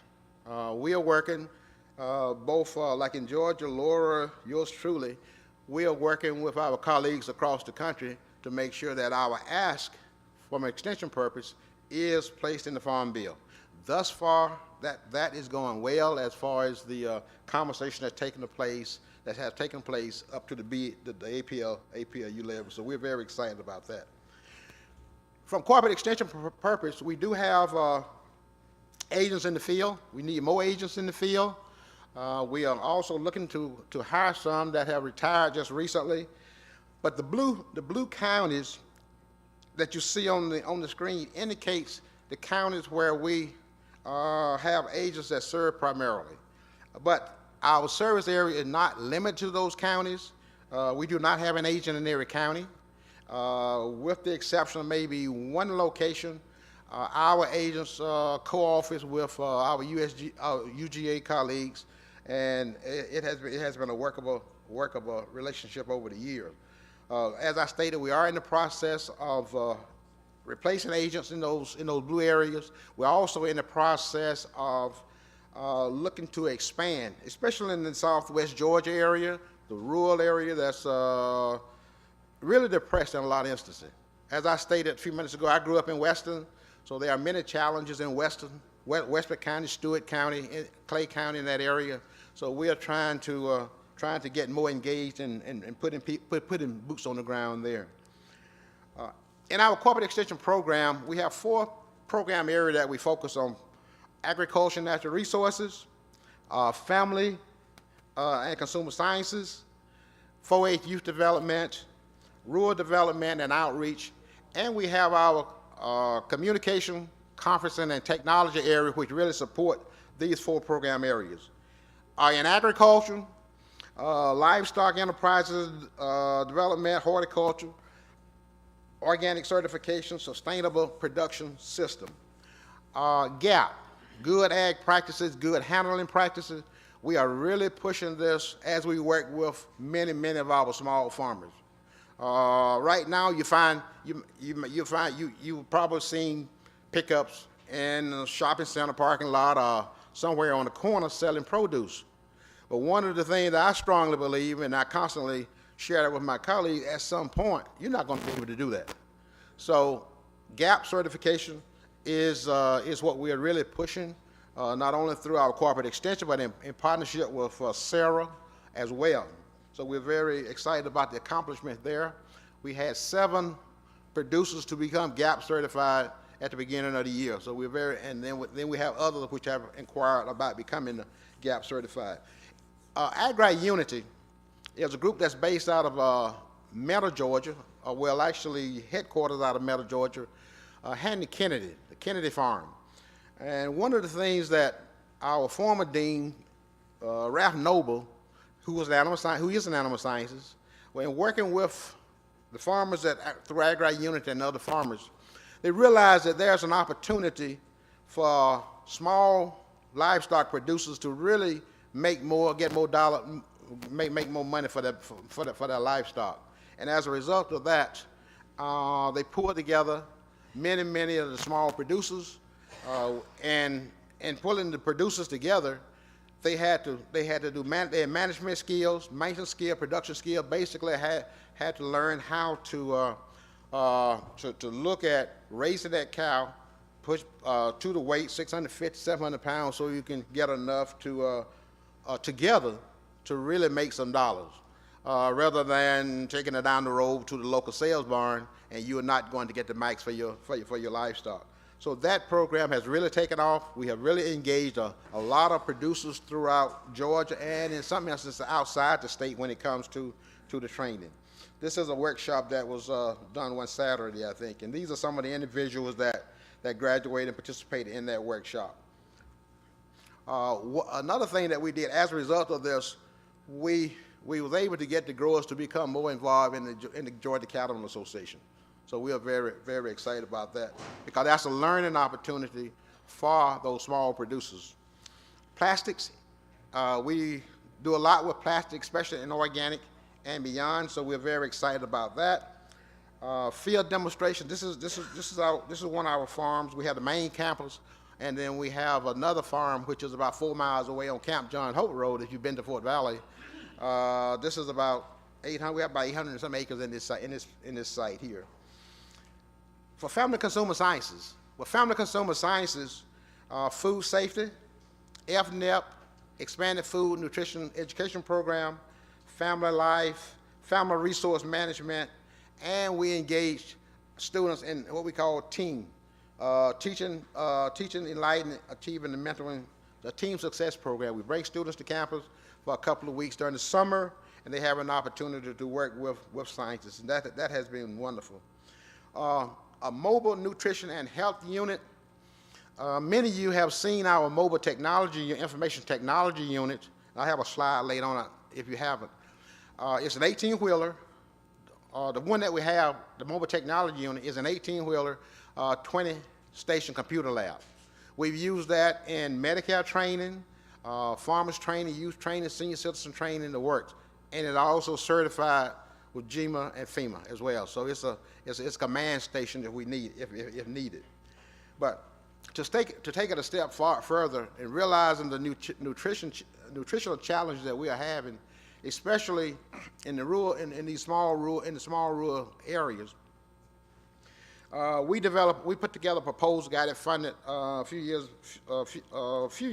back, and we are at the stage now where we are having a second 18-wheeler built, and it will be used for nutrition and health study. On that system, we will have a kitchen where we can do the food demonstration, food preparation, and really targeting young parents. So we are excited about that. We was told that the delivery date would be in November. I'm telling people that it would be in December just in case. Our 4-H Youth Development Program, we focus on mentoring, healthy living, novice agriculture education, but definitely we spend a lot of time on mentoring and also a lot of time on healthy living. If you have not visited the Village Community Garden in Sylvester, Georgia, if you're through there, and if you need to go out of your way, stop by sometime and visit that garden. We were a part of the initiation of that project, and it has taken off tremendously. We have a lot of volunteers, not only throughout Georgia, but also throughout the country. At the Village Community Garden, Mr. Woody Hughes, who is our 4-H program leader, and Mr. Hughes working with Sam White, and his family at the Village Community Garden. We do orchard, we have muscadines, we have blueberries, we have the box garden, we have the bed with the plastic, and also it has expanded into other opportunities on site. We do a lot of training, and as a result of our involvement with the Village Community Garden and other individuals seeing the Village Community Garden, Turnaround Columbus is another outreach project that deals with youth. So we're involved with Turnaround Columbus, but we are excited about these opportunities, and now Chattahoochee Hill School in South Fulton, we are there also with, as well as a lot of other schools and organizations. Our community development and outreach area, as we indicated, we focus a lot on the community, and as you can see here, we have the 3 agency heads located here at an outreach activity, and so as a result of that, from the agriculture perspective, we engage a lot of individuals from the small areas as well as from the urban area that's interested in farming. Progress. This is a magazine that our team put together just recently. Why did we do that? One of the things that we have heard over the years and also seen over the years are the challenges that many of the small farmers have. Many of the small African American farmers have had with a lot of the government agencies. So what we decided to do was to interview several farmers that we work with. This is Howard James over in Dooley County, Gibbs Vineyard. Lynn Moore's nephew. And also Miss Mason is from Naylor, Georgia. This is what the book looked like, cover, the 7 farmers that we interviewed. We asked them about the different programs, the USDA programs that they are involved in. As you can see here, she's involved in the price loss coverage program, the PLC, farm operating loan, and what we asked them to do to just tell their story, how these programs benefit their organization. And we're trying to make sure you get a copy of that so you can see it for yourself. So we're very excited about that opportunity. Solar farm.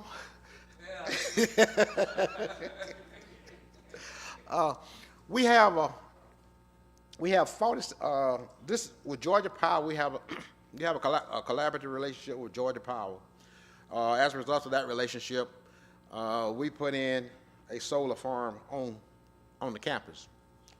And as you can see here, this is 47 acres of panels. And the panels capture the energy, and there's a lift station in the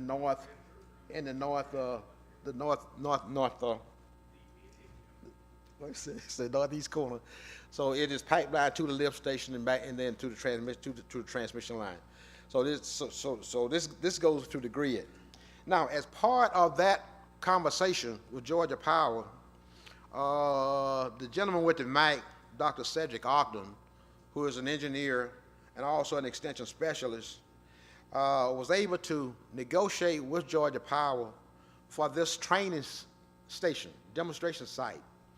At this demonstration site, we are able to show students, we are able to show farmers, basically how the system works. We have panels which are different at different positions at different locations, and we also have a tracking panel. The one in the center is a tracking panel as well. So we have all of those panels there, and farmers, students would get an opportunity. They would get an opportunity to really assemble a system as well, but it's not hot when they are assembling it. So, and the energy that's generated from this demonstration site is shunt to a grid close by, and what we are able to do, we are able to measure the difference in the energy from what is shunt to the grid based on what supplies the energy to my left of this site, or to your right of this site. We have an outdoors vegetable processing facility. So we have 2 coolers, so we're able to really see the energy for the demonstration. The producers and the students are able to see the difference in the energy. This is our Ag Technology Conference Center.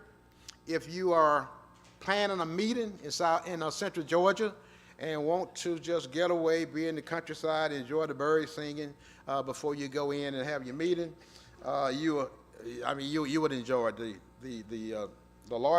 area.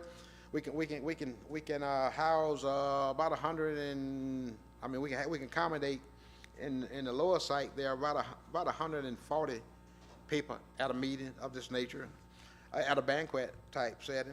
And the house is a early 1900 farmhouse. It came with the farm when we purchased it. And if you're visiting and walk across the floors walk across the floors, if it squeaks, if the floor squeaks, let me know. Let me know. I'll buy you lunch. This is our information technology unit that I mentioned earlier. So with this unit, as I indicated, we have a small force per se, but units like the one that we have here, the mobile technology unit, have really expanded our reach, and it is constantly on the road. So we're very excited about that. As a result of having that unit, just recently, Terrence Woodfault, who is our assistant administrator for that area, received a grant from the National Telecommunication Information Administration Agency for a project targeting minority communities. And those communities we're looking at Crawford County, Macon County, and Peach County. So that was about right at $3 million. So we're very excited about that. And as a result of having that grant, conversations have taken place with AT&T to look at refurbishing some computers for youth in the rural area. Here we're thinking in terms of 100 computers, K through 12. In a few weeks, we'll be at Sunbelt in Moultrie. When you visit Sunbelt in Moultrie, stop by our house. We will have at certain times, I think 11 o'clock and maybe 2, we will have some dairy goat ice cream, and we're going to try to have some burgers as well. We haven't had burgers since pandemic, but we had the ice cream last year. So we're located in what we call the University Row. In the University Row, you have Georgia, you have Florida, you have the Spotlight Building, and you have Fort Valley State. If you're an Auburn fan, you are down the street their way. So I don't know how they planned it like that, but that's the way it was. That's the way it is. In the College of Agriculture, we also have Head Start units, and the Head Start units are housed out of the college. We have a unit in Cordele. We have a site in Cordele. We have a site in Dooley County, Vienna. We have a site in Macon County, Marshallville, and we have a site in Taylor County. Taylor County. So with this, we're able to reach out and provide services to students in those areas. And it has been very useful because in Cordele, particular, Chris County, it is located in the community where we're excited about the location because it provides an opportunity for parents to just walk across the street in a lot of instances to take their kids to school. So we're excited about those opportunities. We do have farm visits. You see one of your colleagues there. And the purpose of the farm visits is basically to let the farmers, Representative Gilliard and Congressman Bishop, with these farm tours, we was able to learn a lot and see what we need to do in order to step up our program as well. So we're very, very excited about those opportunities. Are there any questions? Thank you for that presentation. Chair recognizes Representative Al Williams. Thank you. I enjoyed your presentation. Yes, and in sir. case time runs out before, I wanted to thank both of our chairmen for a great meeting. I've thoroughly enjoyed it. It's been very informative. But two questions I have for you. The first one is to clarify the names of that particular little fruit. And according to a wise gentleman who happened to be the father of Representative Finney Houston, if it's $3 a pound, they call pecans. Pecans, if they're 30 cents a pound, they're pecans. They pecans. Right, that's where they are. Good. Tell me, please, about the Colorado meat judging. You didn't say Colorado was listed there. Did y'all go out there to look at some Colorado beef? They took our students went out to answer your question. Yes, actually it was it was processed. They were judging Okay. processed beef. Yeah, and it was I think it was a conference where the students participated in that conference. Okay. And that was the first time. All right. That was interesting. Much great presentation. I didn't realize you were doing all of the things that you're doing there. That's fantastic. The only thing I did not see in your presentation was about one of my favorite programs on TV, Critter Fixers. And they always talk about Fort Valley. Oh, they on are. that program. They both graduated through our veterinary technology program, and they come back occasionally, and Yeah. so they really have grown and expanded and represent the university well. Yeah, they do Yes. well on that. Do we have any other questions? One more question. Thank you, Dr. Lattimore, for the presentation. And I was wondering about the goat soap that we get every year that Representative Patty Bentley bring. And you said you had the processing plant, you had the sheep, the goat, the hogs, the cows. Do you get the soap? Is the soap really made from the goat? Let's say the soap is made from goat product. Goat product. Milk. It's made from. In the milk. It made from goat The milk. The Yes. milk. Yes. I've been leery about using it because I didn't know. Representative Patty never explained to me how the soap was made. So Yes. I usually stick with Dial or Dove or whatever. So you putting all those chemicals on your body? Yep, huh? that's I what didn't he's know doing. about. Look how old he looks. Yeah, we have several different fragrances. The one that I prefer, and I use it all the time, is a neutral.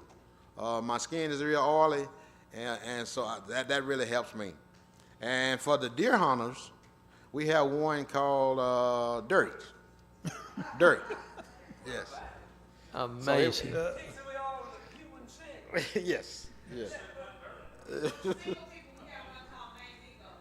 Mandingo.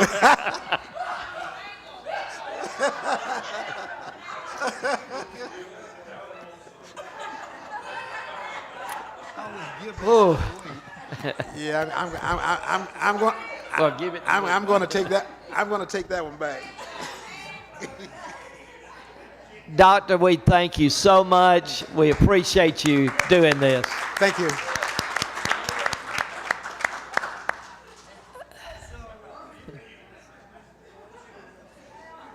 Leo, do you have any housekeeping announcements other than we need to get a form from Stacy if we're staying at the hotel, our tax, what is it, tax? Exemption. Exemption, yeah. Exemption on your tax. Anything else? We'll see y'all then tonight if you're coming to the dinner at the Blacksmith at 6 o'clock. Well, we may do it a little earlier.